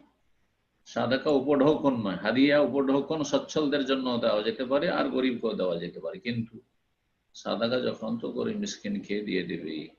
জি জি শেখ, যদি এই সাদাকার টাকাটা টাকা হিসাবে দেয়, ওটা কি দেওয়া যাবে? যদি মানত করে থাকেন উনি খাসি, তাহলে খাসি দিতে হবে। আর যদি কেউ কোনো মানত করে আর সেই মানতটা হারাম না হয়, মাজারে নয়, দেবদেবীর সামনে নয়, কোনো শিরকি বেদাতি মানত নয়, মিলাদ করব, এই করব, খতম করব, এইসব নয়, যদি না থাকে, এখানে খাসি সাদকা করবে, কোনো বাধা নাই। সুতরাং সেই খাসি যেহেতু মানত করেছে, ওয়াল ইউফুন উযুরাহুম, আল্লাহ বলছেন তারা যেন তাদের মানত পুরা করে।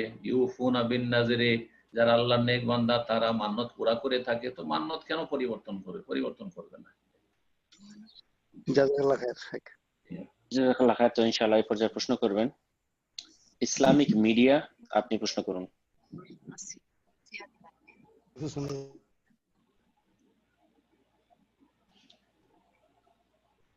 জি প্রশ্ন করুন। জি আপনার নাম এবং কোথা থেকে বলছেন? জি আপনার ফোনটা আনমিউট হয়েছে, আপনি কথা বলুন।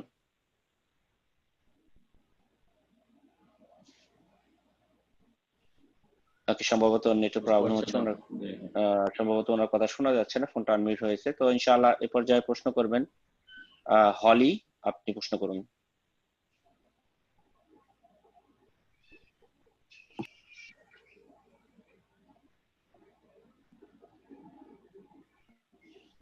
জি আপনার ফোনটা আনমিউট করে নিন প্লিজ। আমি আপনাকে আবার সুযোগ দিচ্ছি, আপনি ফোনটা আনমিউট করে নিন। আমরা সবাই একটু জি জি আপনি প্রশ্ন করুন। আসসালামু আলাইকুম, আমি লন্ডন থেকে বলছি। ওয়ালাইকুম আসসালাম ওয়া রাহমাতুল্লাহি ওয়া বারাকাতুহু। বলেন, পরিষ্কার শোনা যাচ্ছে না। জি সাইদ, আমার প্রশ্নটা হচ্ছিল, গত সপ্তাহে আমি বলছিলাম আমার হাজবেন্ডের কথা, উনি নামাজ পড়ে না, মানে আল্লাহকে কোনোভাবেই করে না, সম্ভব না। আপনি বলছিলেন যে ওনার সাথে শারীরিক সম্পর্ক, কিন্তু ওনার সাথে আমার কোনো শারীরিক সম্পর্ক নাই। বছর প্রায় এখানে আসছি 8 বছর 9 বছর যাবত, মানে একদমই ওইরকম না আর কি। এখন আপনি বলছিলেন যে ওনার সাথে থাকা যাবে না। এখন আমার তো কোথাও যাওয়ার জায়গা নেই, আমি যেহেতু মা বাবা নাই, দেশেও কেউ তেমন একটা নাই। এখন আমার 12 বছরে শুধু একমাত্র একটা ছেলে। এখন কষ্ট মষ্ট করে আমি এখানে আসি আল্লাহর উপরে দয়া করে। আমি এখন কি করবো? যদি কোনো উপায় না থাকে, বলেছি গত সপ্তাহে বলেছি, হয়তো বিষয়টা বুঝেননি, বলেছি যে এইরকম অবস্থায় মুসলিম সরকারের দায়িত্ব থাকে বা যে কোনো সরকার যদি থাকে, সে সরকারের দায়িত্ব থাকে, তাও যদি সম্ভব না হয়, তাহলে ছেলে যদি বড় থাকে, ছেলেও বড় নাই, 12 বছর বললেন, তাহলে আপনি নিরুপায় থাকলে থাকবেন, নিরুপায় থাকলে থাকবেন এবং আল্লাহ রাব্বুল আলামিনের ইবাদত বন্দেগী করতে থাকবেন। ফেরাউনের বাড়িতে আসিয়া রাদিয়াল্লাহু তাআলা আনহা ছিলেন। জি, নিরুপায় ছিলেন, যাওয়ার কোনো জায়গা ছিল না, আশ্রয় ছিল না। তার উপর নির্যাতন হয়েছে, তিনি শাহাদাত বরণ করেছেন। তো কথা হচ্ছে যে এরকম দৃষ্টান্ত মানব জাতির ইতিহাসে অনেক আছে, জালেমদের ঘরে আল্লাহ নেক বান্দা, আল্লাহ নেক বান্দি থেকেছে। তো আপনি ধৈর্য সহ্য করে থাকবেন এবং হেদায়েতের দোয়া করতে থাকবেন। গত সপ্তাহে বলেছি, দোয়া করতে থাকবেন, তাকে দিনের দাওয়াত দিতে থাকবেন যতটা সম্ভব। হতে পারে কখন আল্লাহ অন্তর খুলে দিতে পারেন আপনার দোয়ার বরকতে, অথবা আল্লাহর রহমতে, যেভাবে হোক আল্লাহ খুলে দিতে পারেন। আর যদি আল্লাহ না খুলেন তো জানবেন যে ইব্রাহিম আলাইহিস সালাম পারেননি তার পিতাকে, নূহ আলাইহিস সালাম পারেননি তার ছেলেকে, লূত আলাইহিস সালাম পারেননি তার স্ত্রীকে, আসিয়া রাদিয়াল্লাহু তাআলা পারেননি ফেরাউনকে। তো ওই রকমই ধরে নেন না। তো পেরেশান হওয়ার কিছু নেই, আল্লাহ আপনার কল্যাণ করবেন ইনশাআল্লাহ। জি, ধৈর্য সহ্য করে থাকেন যতক্ষণ ছেলে না বড় হয়েছে। জি, জাযাকাল্লাহ খাইরান। তো এই পর্যায়ে প্রশ্ন করবেন নাদিয়া, আপনি প্রশ্ন করুন।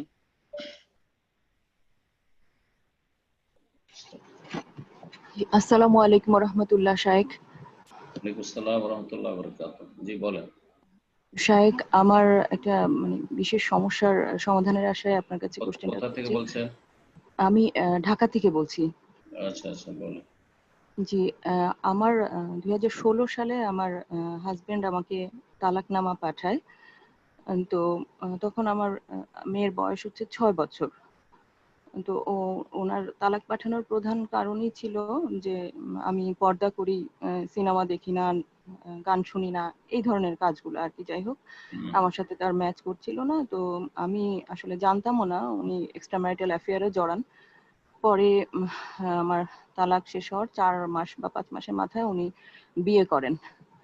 তো এর মধ্যেই এবং উল্লেখ্য যে উনি আসলে ওনার মানে তালাকনামা পাঠানোর আগেও উনি আসতেন না বাসায় অনেক বছর, 3 বছর। বিয়ে করেন মানে নতুন ভাবে আপনাকে বিয়ে করেন না অন্য কোথাও? না না না, উনি যার সাথে ওনার অ্যাফেয়ার ছিল তাকে বিয়ে করেছেন ও আচ্ছা, 16 সালে। তো ওনার ওই আমাকে তালাকনামা পাঠানোর আগে থেকেই 3 বছর উনি বাসায় আসেন নাই। তো আমি অনেক চেষ্টা করেছি, আমার যেভাবে মানে আমরা মেয়েরা যেভাবে চেষ্টা করি ফ্যামিলি দিয়ে সবভাবে, তো ওনাকে মানাতে পারিনি। যাই হোক, তো আমি আমার মেয়েকে নিয়ে সেদে সেদে যাইতাম তার সাথে দেখা করতে, বা উনি যখনই বলতেন আমি নিয়ে যাইতাম, যখনই যেখানেই নিয়ে যেতে বলছে নিয়ে গেছি। তারপরে উনি যখন বিয়ে করলেন, স্বভাবতই আমি আসলে সংসারটা কখনোই ভাঙতে চাইনি। আমি ভীষণ শক ছিলাম ওই সময়টায়, আমি মিথ্যা বলবো না। আমি ওই সময় কিছুদিন আমার মেয়ের সাথে যে নাম্বারটাতে সে কথা বলতো আমি ফোনটা অফ করে রেখেছিলাম, কিন্তু অন্যান্য ফোন চালু ছিল যেসব নাম্বার সে জানে, প্লাস আমাদের বাসা আমরা বাসা তো সে জানেই, চিনেই। যাই হোক, প্রশ্ন সংক্ষেপ বলেন। হ্যাঁ, ঘটনা জি না জি। বললে প্রশ্ন সংক্ষেপ বলেন, যেটা প্রশ্ন পয়েন্ট তারপরে আছে। হচ্ছে উনি একবার যোগাযোগ করেছেন বিয়ের ওনার বেশ অনেকদিন পরে। তারপর থেকে আজকে 2020 সাল, উনি কখনোই ওনার মেয়ের কোনো খোঁজ খবর নেয়নি, যোগাযোগ করেনি, কিছুই না, নাথিং। তো আমাকে অনেকেই জিজ্ঞেস করে যে আপনি কেন সেদে করান না। তো সেক্ষেত্রে আমার প্রথম কোশ্চেন হচ্ছে যে আমি কি কোনো হক নষ্ট করছি কিনা, আমি যে নিজে থেকে যোগাযোগ করছি না। এখানে একটা জিনিস শায়খ বিশেষভাবে বলতে হয়, সেটা হচ্ছে আমি সেটা করি না সেটা ঠিক আছে, কিন্তু উনি হচ্ছে সম্পূর্ণ ইসলাম বিরোধী জীবন যাপন করেন। মানে উনি গান, সিনেমা, এগুলো মেয়েকে যদি 1 ঘন্টার জন্যও দেই সেটাও মানে ওরকম জায়গায় নিয়ে যায় আর কি, পুরোপুরি আর কি ইসের মধ্যে। সেক্ষেত্রে আমার করণীয় কি, আর আমি কি গুনাহ করছি কিনা, এটাই আমার কোশ্চেন। জি জি, দেখেন, ছেলে মেয়েদের দেখাশোনা ভরণ পোষণের দায়িত্ব বাবার, সে দায়িত্ব পালন করছে না, তাকে খোঁজ করতে হবে। আপনি তার সাথে যোগাযোগ করবেন এবং তার সাথে দেখা করাবেন এবং তার সাথে কথা বলাবেন, এই দায়িত্ব আপনার নেই শরীয়তে।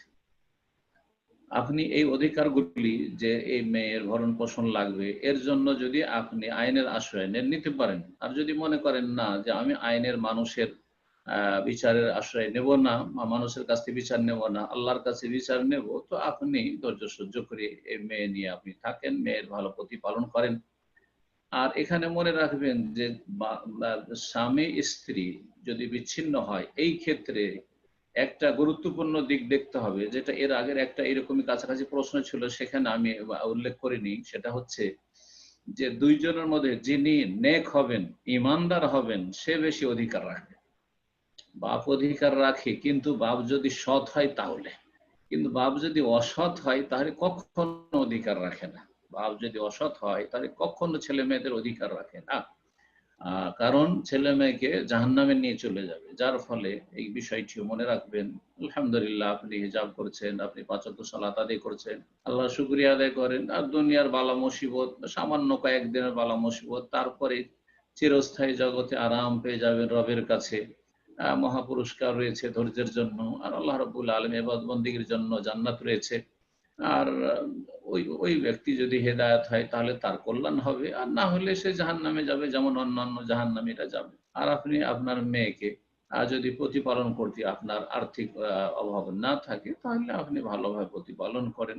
আল্লাহ রাব্বুল আলামিন তৌফিক দেবেন। আল্লাহ যেন আপনাদের হেফাজত করেন। ঠিক, আমি তো ইনশাআল্লাহ এই পর্যায়ে প্রশ্ন করবেন রিফাত লীলা, আপনি প্রশ্ন করুন।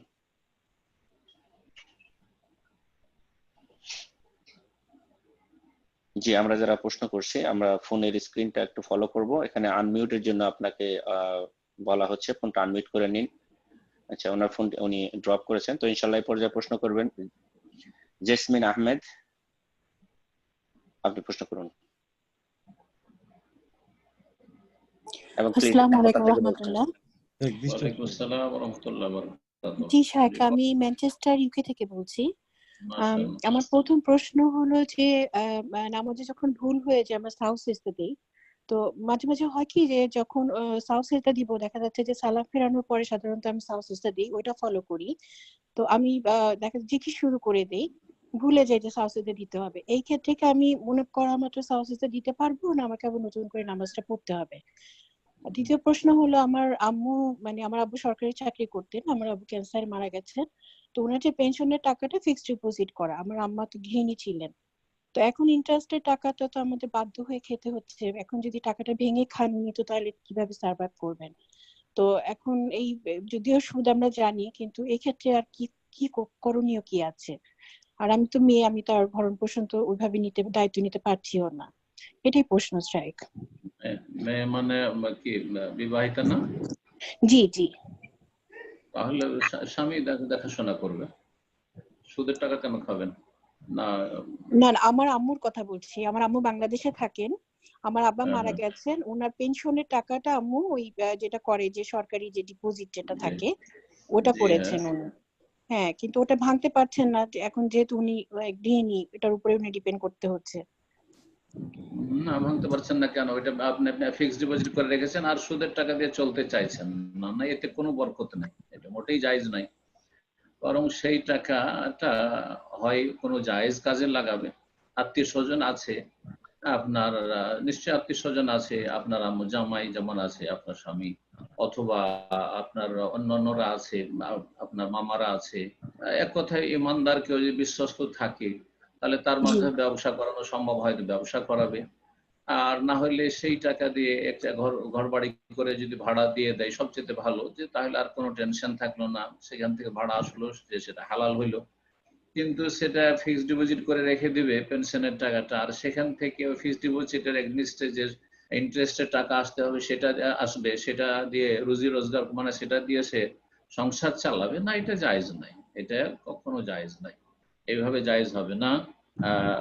ওনাকে আল্লাহর ভরসা করতে পারে। আর ওই টাকাটা বাঁচাইতে হবে জরুরি নয়, ওই টাকাটা উনি সারা জীবন যদি, কত টাকা আছে আমি তো বলতে পারছি না, কিন্তু ওই টাকাটা খেয়ে দিয়ে যদি শেষ করে দেন, আপনাদের জন্য রাখা কোনো জরুরি নয় যে ছেলে মেয়েদের জন্য রাখতে হবে।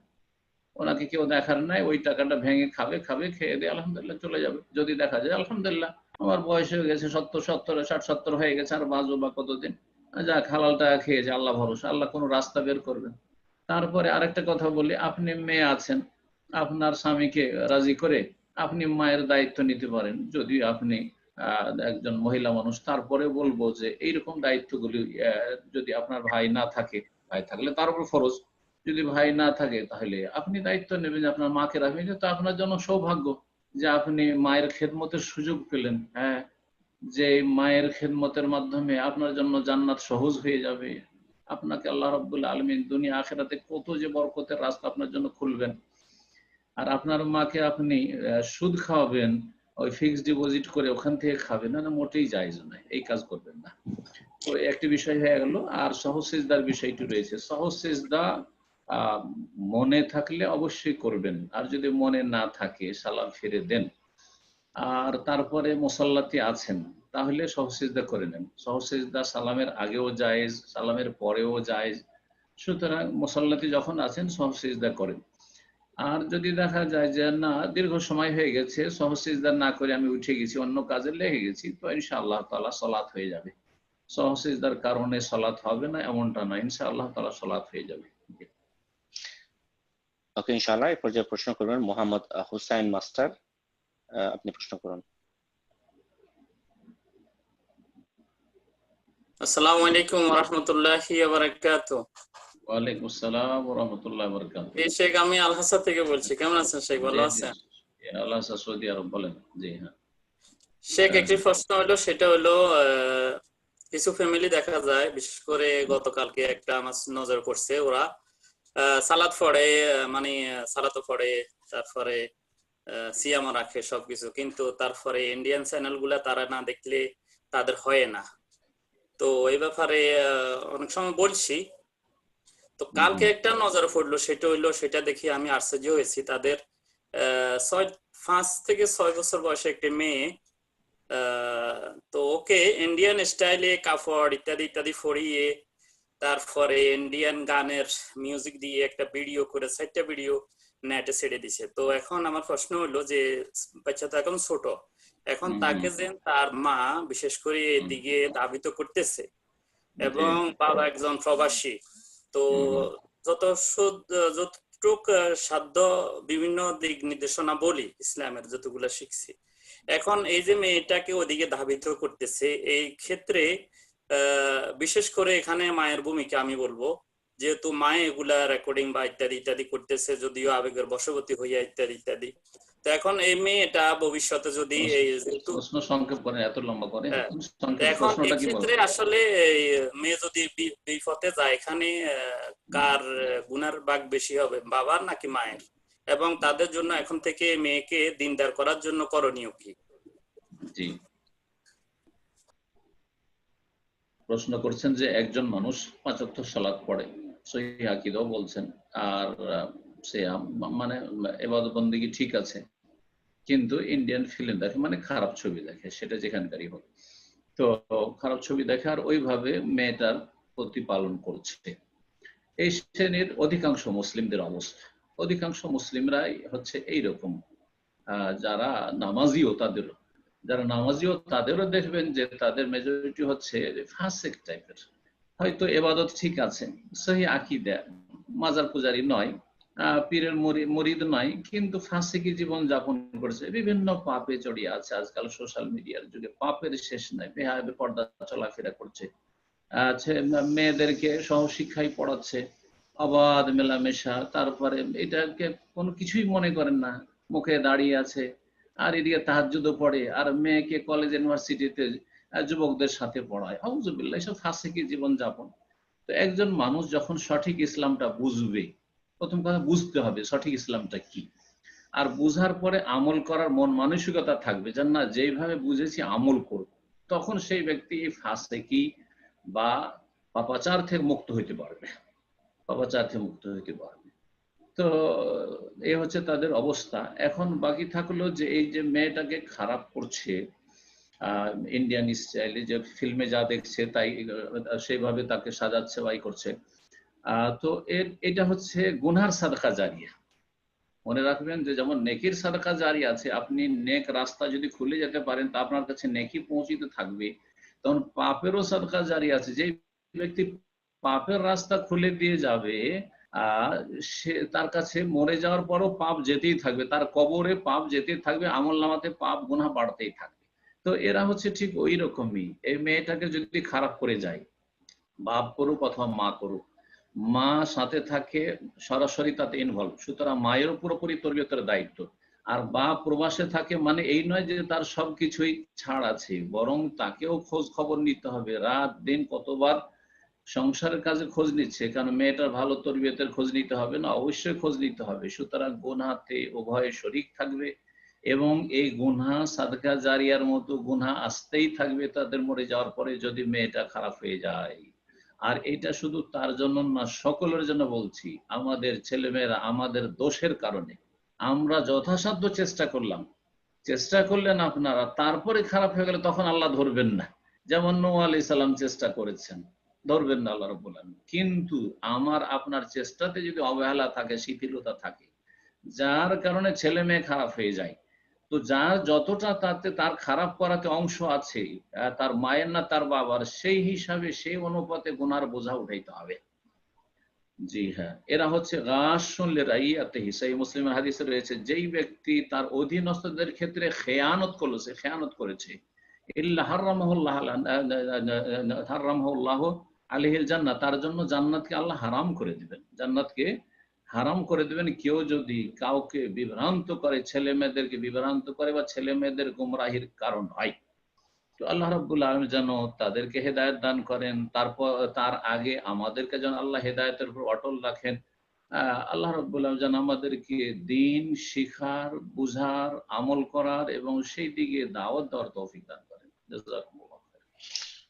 বারাকাল্লাহু ফিকুম। তো ইনশাআল্লাহ এই পর্যায়ে প্রশ্ন করবেন মোহাম্মদ সুলাইমান। আপনার ফোনটি আনমিউট করার পূর্বে আমি জাস্ট 1 মিনিট সময় চেয়ে নিচ্ছি।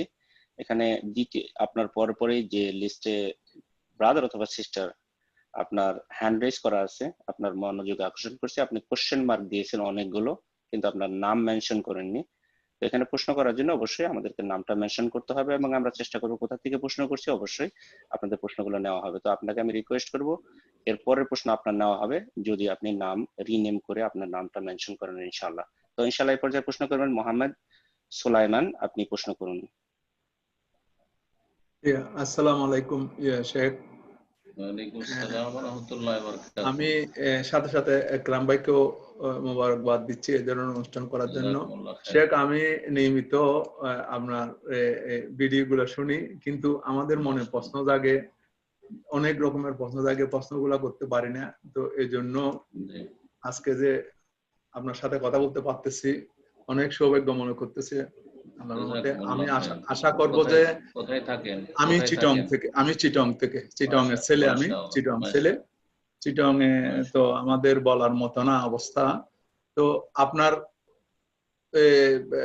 ভিডিও শুনে, ডক্টর জাকারিয়া সাহেবের ভিডিও শুনে, ডক্টর আব্দুল্লাহ জাহাঙ্গীরের ভিডিও শুনে আল্লাহ অনেক ভুল ভ্রান্তি থেকে আমাকে সহি পথে আনছে।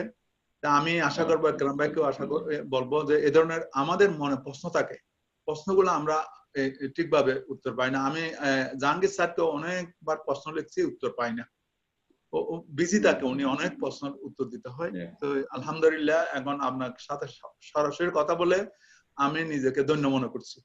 হুজুর, আমার প্রশ্নটা হচ্ছে আমি চিটং ক্লাবের একজন মেম্বার। তো ওই ক্লাবে অনেক বৈধ কাজের মধ্যে কিছু হারাম কাজ আছে। বৈধ হারাম কাজের দিকে আমরা যাই না। যেমন শরীর এক্সারসাইজের ব্যাপার আছে, বেকারি শপ আছে, সেলুন আছে, এটা আছে ওটা আছে, সাথে সাথে মদের বার আছে, কার্ড খেলে। তো ওগুলাতে আল্লাহর রহমতে আমার যাওয়া হয় না। তো আমি কি ওই ক্লাবের মেম্বার হিসেবে কি আমি কোনো গুনাহ করতেছি? আর একটা জিনিস, আমি মেম্বার হওয়াতে আমার ছেলেও মেম্বার হইতে পারছে বিনা পয়সায়। আমি তো টাকা দিয়ে মেম্বার হয়েছি। এখন আমার কথা হচ্ছে আবার 20 বছর পরে ওই মেম্বারশিপ আরেকজনকে দিয়ে দেওয়া যায় টাকার বিনিময়ে। ক্লাবে টাকাটা নেয় না, ওটা আমরা লেনদেন করি। তো ওটাও কি জায়েজ হবে? আর আমি ক্লাব ইউজ করতেছি যে এটা আমার, ওটা কোনো আরেকটা কথা বলে রাখি, এই ক্লাব কোনো ওই প্রফিটেবল না, কেউ এখানে লভ্যাংশ গড় নিচ্ছে না। এটা ক্লাবের জন্য এই খরচটা করা হচ্ছে। তো আমাকে আপনার লাভটা কি ওই ক্লাবে? আমার লাভটা হচ্ছে আমি এই ব্যায়ামে অংশগ্রহণ করি, ডেইলি 1 ঘন্টা হাঁটি, হাঁটার অনেক লোকজন আছে ওখানে হাঁটি। আমার ছেলে খেলাধুলা করে, আমার ছেলে মাশাআল্লাহ কোনো বারটারে ঢুকে না, শরীর মানে এখানে তো ব্যায়ামের সেরকম ভালো জায়গা নাই। তো আমরা এই ব্যায়াম করি, ওই বেকারি থেকে জিনিসপত্র কিনি, ওই কফি শপ আছে ওখানে বসি, তারপরে সেলুনে করি, রেস্টুরেন্টের খানা দানা অর্ডার করি, ওগুলো আনি জানি কোনো সময়। এই ক্লাবের অনেক ফ্যাসিলিটি আছে, লন্ড্রি আছে, গেস্ট হাউস আছে, সুইমিং পুল আছে। ওখান থেকে এতটা উপকৃত হওয়ার জন্য আপনি সদস্য, এইরকম মেম্বার না যে আপনি ওখানে অ্যাডমিনিস্ট্রেশনে আছেন, পরিচালনায় আছেন, আপনি ওখানে কিছু করতে পারেন, এমন কিছু নয়, তাই না? না, এমন কিছু নাও, আমি এমন কিছু জড়িত হতে চাই না। যদি আমি এখন কমিটি মেম্বার হতে ইলেকশন করি, আল্লাহর রহমতে আপনার দোয়ায় হয়ে যাব, আমি কিন্তু চাই না এটা করতে। তা আমি জায়েজ নয়, যে সব জায়গায় হারাম। প্রথম কথা শুনেন, তাহলে আপনার তো কথা হয়ে গেছে। যেই প্রতিষ্ঠানে হালাল হারামের সংমিশ্রণ আছে সেখানে নেতৃত্ব দেওয়া অথবা সেখানে পরিচালনায় অংশ নেওয়া হচ্ছে গুনাহে ভাগ নেওয়া। যদি সেখান থেকে গুনাহ নির্মূল না করতে পারেন, হ্যাঁ, গুনাহকে যদি সেখান থেকে কমাতে পারেন, যে একদিনে হয়তো উঠাতে পারবো না কিন্তু আমি ধীরে ধীরে উঠিয়ে দিতে পারবো, আর আলহামদুলিল্লাহ বাস্তবে এটা মুখে শুধু বললে হবে না। মুখে তো আজকাল যারা ইসলামপন্থী নিজেদেরকে বলছে তারা তো বলছে যে আমরা সব উঠিয়ে দেবো, কিন্তু কোনো কিছু উঠাইতে পারিনি আর পারবেও না। তো কথা হচ্ছে যে যদি এইরকমটা হয় যে যেখানে হালাল হারামের সংমিশ্রণ আছে, এইরকম প্রতিষ্ঠানে নেতৃত্ব দেওয়া বা পরিচালনায় অংশ নেওয়া জায়েজ নয়। আপনি সেখানে অংশ নিয়েছেন, যেটা জানলাম, সেখানে আপনি নিজের লাভবান হওয়ার জন্য সেখানে ব্যায়াম করার সুযোগ পাচ্ছি, কারণ শহরে বাস করেন, শহরে এরকম খোলা জায়গা নেই হয়তো ব্যায়াম করার জন্য। তো আল্লাহু আলাম, এতটুকু যদি হয়তো জায়েজ হইতে পারে। কিন্তু আপনি তো আলহামদুলিল্লাহ বয়স হয়ে গেছে, গুনাহের দিকে যাবেন না, কিন্তু আপনার ছেলে সেখানে সদস্য হচ্ছে, হয়তো ইয়াং বয়সে আছে, এমনটা না হয় যদি আশঙ্কা থাকে যে আমার ছেলে ওখানে গেলে খারাপ হয়ে যাওয়ার আশঙ্কা আছে, তাহলে বলবো যে না, আপনার ছেলের জন্য রাস্তা বন্ধ করে দেন। আর যদি বলেন যে আলহামদুলিল্লাহ ভালো তরবিয়ত হয়ে গেছে আর সেখানে ওইদিকে যাওয়ার সম্ভাবনা নাই, আর রাস্তাঘাটে আজকাল তো সারা বিশ্বে সব জায়গায় আলহামদুলিল্লাহ, সৌদি আরব ছাড়া সারা বিশ্বে যদি ঘুরেন, মুসলিম দেশে পাপ আর পাপ, কোথায় পাপ নেই? যে কোনো জায়গায় একটা মলে ঢুকলে সেখানে আপনি আপনার জরুরি মানে দৈনন্দিন জীবনের জরুরি জিনিস কিনবেন, সেখানেও তো পাপ আর পাপ। তো পাপ ছাড়া তো কোনো জায়গায় নেই। তো যথাসাধ্য ফাত্তাকুল্লাহ মাস্তাতাতুম, বাঁচার চেষ্টা করতে হবে। আপনি সেখানে শরীর চর্চার জন্য শুধু যদি আপনি মেম্বার হয়ে থাকেন তাহলে জায়েজ হতে পারে। বাকি পরিচালনার জন্য এমন প্রতিষ্ঠানে কমিটির মেম্বার হওয়া জায়েজ নয় যেখানে পাপ হচ্ছে বা হারাম কাজ হচ্ছে, বার আছে, জায়েজ নয়। জি, তো আল্লাহ আপনার হেফাজত করুন। আমিন। ইনশাআল্লাহ আমরা প্রোগ্রামের শেষ পর্যায়ে চলে এসেছি, অনেক সময় হয়ে গেল। তো সেখান থেকে আমি মনে করি আর দুইটা প্রশ্ন দিয়ে শেষ করে দেবো ইনশাআল্লাহ। জি, এ পর্যায়ে প্রশ্ন করবেন কুতুব, আপনি প্রশ্ন করুন।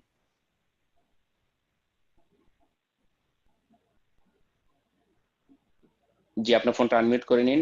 কুতুব, আপনি প্রশ্ন করুন। সম্ভবত উনি সিস্টেম বুঝতে পারছেন না। তো আপনাদের স্ক্রিনে যখন আমরা আপনাদের নামটা মেনশন করব, আপনাদের ফোনের স্ক্রিনে দেখবেন আনমিউটের অপশনটা ফলো করবেন ইনশাআল্লাহ। তো এই পর্যায়ে প্রশ্ন করবেন আব্দুল্লাহ জামান, আপনি প্রশ্ন করুন।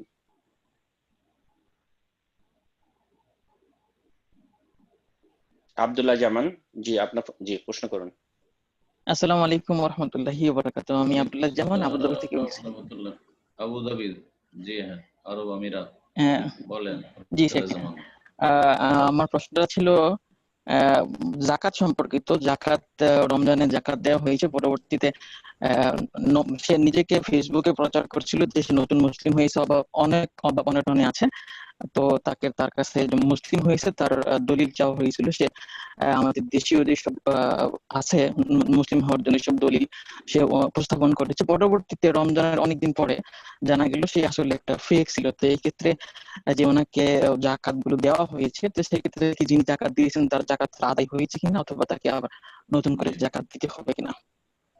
প্রথম যাকাত দেওয়ার সময় যথাসাধ্য চেষ্টা করবেন যে হকদারের কাছে যেন পৌঁছে, আর তারপরে আপনার চেষ্টার মাধ্যমে মনে করলেন যে এ হকদার, সে নিয়ে মুসলিম হোক, মুআল্লাফাতে কুলুবের অন্তর্ভুক্ত অথবা ফকির মিসকিন মনে করে দিলেন, কিন্তু সে আসলে দরিদ্র নয়, মিসকিন নয়, অথবা সে আসলে নিয়ে মুসলিম নয়, ফেক।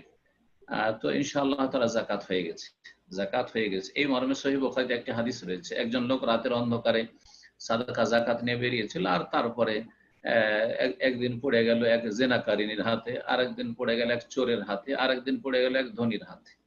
তারপরে তাকে স্বপ্নে দেখানো হলো যে তোমার সাদাকা যাকাত কবুল হয়ে গেছে, কবুল হয়ে গেছে, কারণ তুমি এটা জেনে দাওনি, তুমি মনে করেছো যে না এরাই হচ্ছে হকদার।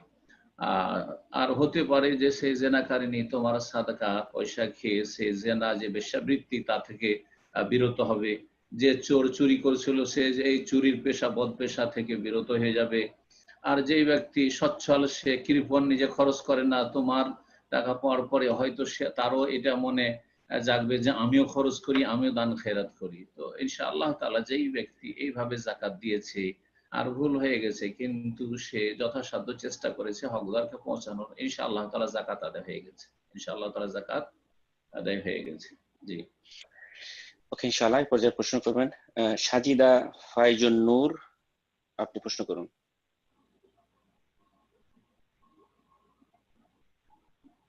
যে আপনার ফোনটা আনমিউট করে নিন। সাজিদা ফাইজুন নূর। জি হ্যালো, আসসালামু আলাইকুম।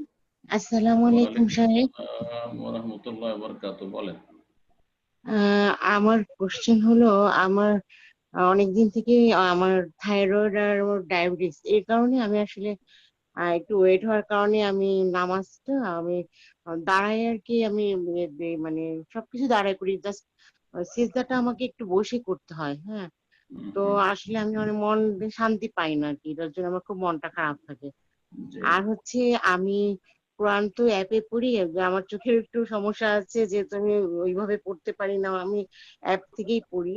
তো এখানে যে সিজদার আয়াতগুলোর যেখানে সিজদা দিতে হয় ওগুলা তো অ্যাপে ওরকম থাকে না, সেক্ষেত্রে আমরা কি করবো একটু কাইন্ডলি বলবেন। জি, প্রথম বলবো যে আল্লাহ রাব্বুল আলামিন আপনাকে পূর্ণ শিফা দান করুন, সুস্থতা দান করুন। আপনার যে ব্যাধিগুলি রয়েছে বললেন, আল্লাহ যেন পূর্ণ সুস্থতা দান করেন এবং রোগমুক্ত করেন। আপনিও দোয়া করতে থাকেন, আল্লাহ রাব্বুল আলামিনের কাছে কোনো কিছু মুশকিল না। আর তারপরে সালাত আদায় করতে কষ্ট হচ্ছে সেজদায়, বিশেষ করে সেই জন্য বসে সেজদা করছেন। যদি সেজদা করতে পারেন একটু কষ্ট করে হলেও, তাহলে সেজদা করে নেবেন জমিনে। আর যদি দেখা যায় যে বেশি কষ্ট হচ্ছে, বেশি কষ্ট আর কম কষ্ট, এটার মাপকাঠিটা কি ওলামারা বলেছেন যে সেই কাজটি করতে গিয়ে, অর্থাৎ আপনার সেজদা করতে যে কষ্ট হচ্ছে বলছেন, সেজদা করতে গিয়ে যদি আপনার এত ব্যথা হয়, ধরেন আপনার জয়েন্টে ব্যথা, যার ফলে আপনার খুশু নষ্ট হয়ে যাচ্ছে, মানে ব্যথার চোটে, ব্যথা যখন বেশি হচ্ছে তখন সলাতে যে খুশু মনোযোগী হবেন সেটা নষ্ট হয়ে যাচ্ছে, তাহলে তখন আপনি সেটা ছাড়তে পারবেন। অর্থাৎ বসেই সেজদার কাজটা সেরে নেবেন, একটু বেশি ঝুঁকে, রুকুর চাইতে বেশি ঝুঁকে, কোনো অসুবিধা নেই। আল্লাহ রাব্বুল আলামিন আপনাকে অতটাই নেকি দিবেন যতটা মাটিতে জমিনে সেজদা করে নেকি পেতেন। কারণ আপনি মাজুর, যে ব্যক্তি ওজরের কারণে কোনো আমল করতে পারেন না, আগে সে ভালো অবস্থায় ঠিক আমলগুলি করত, আল্লাহ তার জন্য ততটাই আগের মতো লিখবেন তার আমলনামায়। সুতরাং আপনার এই মানসিক কষ্টটা দূর করে দেবেন যে আল্লাহর ফয়সালা। তারপরে আপনি যে অসুস্থ, এই রোগের উপর আল্লাহ আপনাকে মহাপুরস্কার দিচ্ছেন, আপনার নেকি বাড়ছে, গুনাহ খাতা মাফ হচ্ছে, তাকফিরুল সাইয়্যাত, রাফুল দারাজাত, মর্যাদা উঁচা হচ্ছে রব্বুল আলামিনের কাছে। আল্লাহ হয়তো অনেক উপরে উঠাইতে চান, যেটা আপনার আমল দ্বারা সম্ভব নয়, হাদিস আছে, তখন আল্লাহ বালা মুসিবত দিয়ে বা ব্যাধি দিয়ে আল্লাহ উপরে আপনাকে উঠাইতে চাইছেন জান্নাতে। তো এই বিষয়গুলো সামনে খেয়াল রাখবেন, তাহলে মনে শান্তি হবে, যে মনে শান্তিটা হচ্ছে না বলছেন, সেই শান্তিটা আপনার চলে আসবে ইনশাআল্লাহ। আর তারপরে শেষখানে যে বিষয়টি বললেন, ভুলে গেলাম কি বলছিলেন, দ্বিতীয় মনে আছে আকরাম ভাই? সুবহানাল্লাহ, আমিও খেয়াল করতে পারলাম না, উনি প্রশ্ন করছেন ওনার জন্য খুলে দেন। দ্বিতীয় প্রশ্ন কি ছিল? যদি একটা করে প্রশ্ন করার কথা আজকে। জি ইনশাআল্লাহ। সুবহানাল্লাহ। আচ্ছা, ওনাকে আমি আর লিস্টে পাচ্ছি না, তো আল্লাহ হাতে রাখবেন, ইনশাআল্লাহ নেক্সট প্রশ্ন করবেন। তো সর্বশেষ প্রশ্ন নিচ্ছি আজকে, তো আজকের প্রোগ্রামের সর্বশেষ প্রশ্ন সালেহা পারভিন, আপনি প্রশ্ন করুন ইনশাআল্লাহ। শায়লা পারভিন, আপনি প্রশ্ন করুন। জি আসসালামু আলাইকুম, ব্রাজিল থেকে বলছি, শেখ উম্মে আকিব। জি জি, ওয়ালাইকুম আসসালাম ওয়া রাহমাতুল্লাহি ওয়া বারাকাতুহু। ভালো আছেন? আল্লাহ ভালো রাখুন। বলেন। জি শেখ, আমার প্রশ্নটা হলো যে আমাদের মহিলাদের জন্য দিন শিক্ষা করা কতটুকু ফরজ, মানে কতটুকু লিমিটের মধ্যে আমাকে দিন শিখতে হবে? যেমন আজকাল অনেক সুযোগ আছে অনলাইনে বিভিন্ন ক্লাস করার, ইসলামিক কোর্স গুলো করার, তাজবিদের ক্লাস করার, গ্রামার ল্যাঙ্গুয়েজের ক্লাস করা, তারপরে বিভিন্ন ইসলামের যে বিভিন্ন বিষয়গুলো আছে সেগুলোর উপরে কোর্স করার এখন সুযোগ আছে, অনেক বোনেরা করাচ্ছেন বা বিভিন্ন শেখদের ক্লাস হচ্ছে। তো এগুলো করা আমার জন্য কি জরুরি? আমার কাছে মানে আমি আমার ব্যাপারটা জানতে চাচ্ছি। আমি একজন গৃহিণী, আমার সন্তান আছে, আমার স্বামী আছে। আমি ঘরের সবকিছু করে সন্তানদের প্রতিপালন করে স্বামীর সবগুলো হক আদায় করে দিয়ে তারপরে যদি আমি ওই ক্লাসগুলো করতে চাই, তাহলে আমার কাছে মনে হয় যেন আমি আমার ঘরের দিকে নজরটা সেভাবে দিতে পারবো না যদি ওই দিকটাতে যাই। তো এই ক্ষেত্রে আমার ভিতরে কেন যেন একটা কাজ করতেছে যে আমার ওটার চাইতে জরুরি বেশি, আমি যতটুকু ফরজ ইবাদত করি ততটুকুর মধ্যে থাকবো, এগুলোর দিকে বেশি ফোকাস দিব। এটা কি সেই শয়তানের তরফ থেকে আমাকে ধোঁকা দিচ্ছে? কারণ আমার সামনে তো এখন সুযোগ আছে আমি দিন শিক্ষা করার জন্য, এই ধরনের বিভিন্ন ক্লাস করার জন্য। তো এই ব্যাপারটা একটু জানতে চাচ্ছি। দেখেন, একজন বোন যখন তার বিবাহ হয়ে গেছে তখন তার সংসারের দায়িত্ব তার উপর চলে এসেছে, এটা সবসময় মনে রাখতে হবে। সেই সংসারে স্বামী আছে, ছেলে মেয়ে যদি এসে থাকে তো ছেলে মেয়েরা আছে, তাদের প্রতিপালন এবং স্বামীর যতটা হক রয়েছে শরীয়তে ততটা হক আদায় করা, সময় দেওয়া, যত্ন নেওয়া ইত্যাদি। সংসারে যেসব কাজকর্ম সাধারণত আমাদের সমাজে হয়ে থাকে সেগুলি করা ওইভাবে। তো এটা হচ্ছে অত্যন্ত গুরুত্বপূর্ণ কাজ বিবাহিতাদের জন্য। অবিবাহিতা যদি হয় তখন তার এই দায়িত্বগুলো নেই, বাবার হোটেলে খাওয়া দাওয়া করে, আর এলেম শেখার সুযোগ আছে, যতটা পারে এলেম শিখবে, যতটা পারে এলেম শিখবে। সেটা ফারজে আইনের স্তরে হোক, সেটা তো শিখতে হবে। আর ফারজে কিফায়া যতটা সম্ভব শিখবে, উপকারী এলেম শিখবে। আল্লাহুম্মা ইন্নী আসআলুকা ইলমান নাফি, উপকারী এলেম। উপকারী এলম হচ্ছে ওয়াহির এলম, কোরআন সুন্নাহর এলম। এবং কোরআন সুন্নাহর এলম শিখতে গিয়ে সরাসরি কোরআন কারীমের এলম, তারপরে হাদিসের এলম, তারপরে ফিকহের এলম, আর তারপরে তাফসীরের এলম, আর তারপরে এর সাথে সংশ্লিষ্ট যেসব এলমগুলো রয়েছে শিখবে। যতক্ষণ বিবাহ হয়নি বোনদের, বিবাহ হয়ে যাওয়ার পরে অবস্থাটা অন্যরকম। যখন বিবাহ হয়ে গেছে তখন যেমন বললাম যে একটা হচ্ছে এলেম শিখা। এই এলেম শিখাটাকে বলি যে এলেম শেখার দুটা স্তর আছে, তাহলে বিষয়টা বুঝতে আরো সুবিধা হবে। একটা হচ্ছে এলেম শিক্ষা ফারজে আইনের স্তর, আর একটা হচ্ছে ফারজে কিফায়ার স্তর। ফারজে আইন এতটা নর এবং নারীর জন্য, ভাইদের জন্য, বোনদের জন্য, যে যার মাধ্যমে সহি শুদ্ধ আল্লাহর ইবাদত বন্দেগী সে করতে পারবে, সহি আকীদা বুঝে, যাতে করে আকীদার ক্ষেত্রে তার বিভ্রান্তি না হয়। তারপরে বিশুদ্ধ ইবাদত বন্দেগী, সহি সালাত পড়তে জানে, সহি সিয়াম, যাকাত দেওয়ার সময় যাকাতের মাসাইল জেনে নিল, হজে যাবে তার আগে হজের মাসাইল জেনে নিল, হেজাবের মাসলা মাসাইল জেনে নিল, হালাল হারামের যেগুলি রাত দিন প্রয়োজন পড়ছে সেসব মাসাইলগুলি জেনে নিল, যেগুলি রাত দিন প্রয়োজন পড়ছে। এমন নয় যে সব ফতোয়া জানতে হবে। ফারজে আইন আবার বলছি যে যতটা দিয়ে বিশুদ্ধভাবে আল্লাহর ইবাদত বন্দি করতে পারে প্রত্যেকের জন্য, তালাবুল ইলমে ফারিদাতুন আলা কুল্লি মুসলিম, এটা বিবাহিতাকে করতে হবে। অবিবাহিত বিবাহিতার যদি ফরজ জ্ঞান না থাকে, ফারজে আইনের জ্ঞান না থাকে, সহি সালাতই পড়তে জানে না, বেদাতি সালাত আর সহি সালাতের পার্থক্য বুঝে না, তাহলে তাকে বলবো যে না, স্বামীর ঘরে কাজ করার চাইতে গুরুত্বপূর্ণ তোমার সহি সালাত শিক্ষা। তাওহীদ, শিরক আর কুফরি আর বেদাত এইসব জানেন না, তাহলে বলবো যে না, এগুলো শিক্ষা তোমার জন্য ফরজ। কিন্তু এতটা শেখা আছে আলহামদুলিল্লাহ, সহি আকীদা, তারপরে সালাত কেমন করে পড়তে হয় জানে, এক কথা আল্লাহর ইবাদত বন্দেগী করার জন্য যতটা এলেম লাগে ততটা তার আছে, তার কাছে এলেম আছে। এখন বাকি তো হলো ফারজে কিফায়া। ফারজে কিফায়া একদিকে রাখেন, আর একদিকে স্বামীর সংসারের কাজকর্ম রাখেন। ফারজে কিফায়ার সাথে যদি সাংঘর্ষিক হয় স্বামীর ঘরে সংসারের কাজ, তাহলে স্বামীর ঘরের কাজকে প্রাধান্য দিতে হবে, ফারজে কিফায়া আদায় করা দরকার নেই। তার জন্য অন্যরা আছে, যেটা আমাদের জন্য কাফি হয়ে যথেষ্ট হয়ে যাবে। অন্যরা শিখবে, তা দিয়ে আমাদের যথেষ্ট হয়ে যাবে। আর এটা হচ্ছে ফারজে কিফায়া হচ্ছে কি, ভালো জ্ঞানী হওয়া দিন সম্পর্কে, ভালো আলেম আলেমা হওয়া। তো যতদিন বিবাহ হয়নি ততদিন পর্যন্ত আলেমা হওয়ার চেষ্টা করবে। আর তারপরে আলেম হওয়ার জন্য পুরুষরাই যথেষ্ট, দিনের জ্ঞান দেওয়ার জন্য, দিনের দাওয়ার কাজ করার জন্য অভিজ্ঞ হইতে হবে, অনেক এলম হাসিল করার চেষ্টা করতে হবে, এটার জন্য পুরুষরাই যথেষ্ট। নারীদের এমন প্রয়োজন নেই। এমন নয় যে মা আয়েশা রাদিয়াল্লাহু তাআলা আনহার মতো জায়গায় রয়েছে যেখানে রাসূলুল্লাহ সাল্লাল্লাহু আলাইহি ওয়াসাল্লামের সংসারের আভ্যন্তরীণ বিষয়গুলি তিনি ছাড়া কেউ জানতেন না, সুতরাং সেগুলি শিখাতে হবে অন্যদেরকে। মানে এমনও বিষয় নয় আপনার জন্য বা অন্যান্য বোনদের জন্য। সুতরাং এই ক্ষেত্রে বলবো আমাদের কাছে অনেক কমপ্লেন আসছে অনেক ভাইদের পক্ষ থেকে। আজকে তো ইবন প্রশ্ন করেছেন, কিন্তু এর আগে অনেক ভাইরা প্রশ্ন করেছেন এবং ব্যক্তিগতভাবে উত্তর দিয়েছি, বিভিন্ন সময় উত্তর দিয়েছি। অনেক সময় স্বামীর খোঁজ খবরই নেই না। স্বামী বাইরে থেকে আসলো, ওর খাবার দাবার রেডি নেই, স্বামীকে সময়ই দেয় না। এইদিকে স্বামী ক্লান্ত হয়ে এসছে আর ওইদিকে ও পড়াশোনা করছে, বলছে অনলাইনে আমি ক্লাস করছি।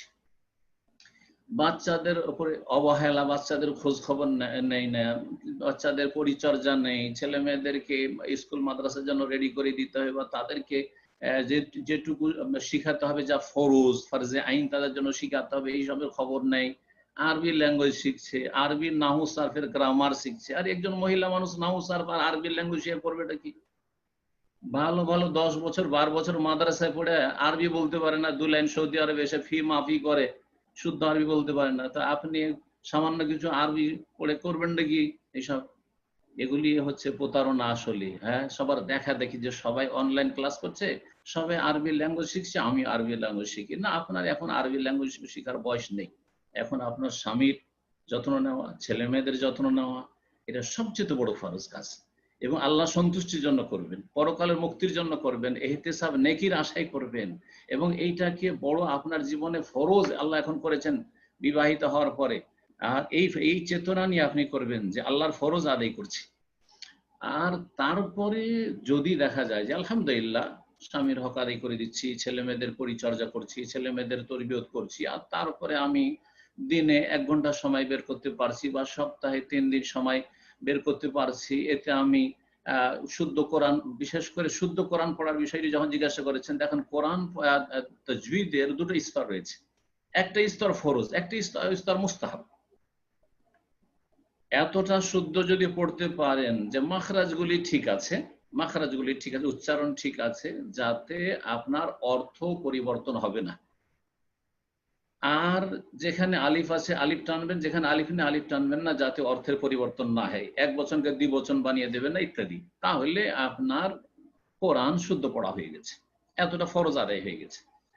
আর তাজবিদের আরেকটা স্তর হচ্ছে জিনত, অলংকার।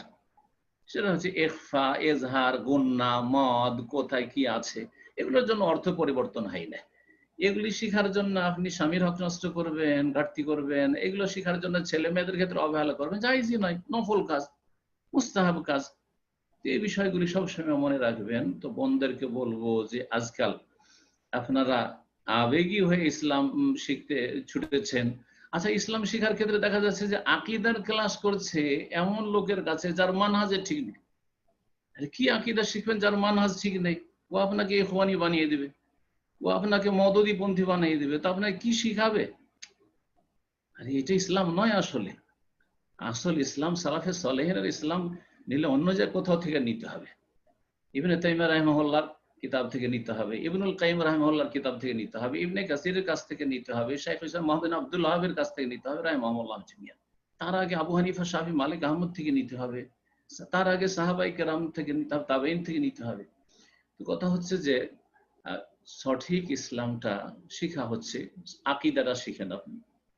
আর তারপরে কোরআনটা, যেমনটা বললাম যে শুদ্ধ কোরআনটা পড়তে পারছেন, আলহামদুলিল্লাহ যথেষ্ট হয়ে গেছে। আরবি ল্যাঙ্গুয়েজ শেখার কোনো প্রয়োজন করে না মহিলাদের জন্য।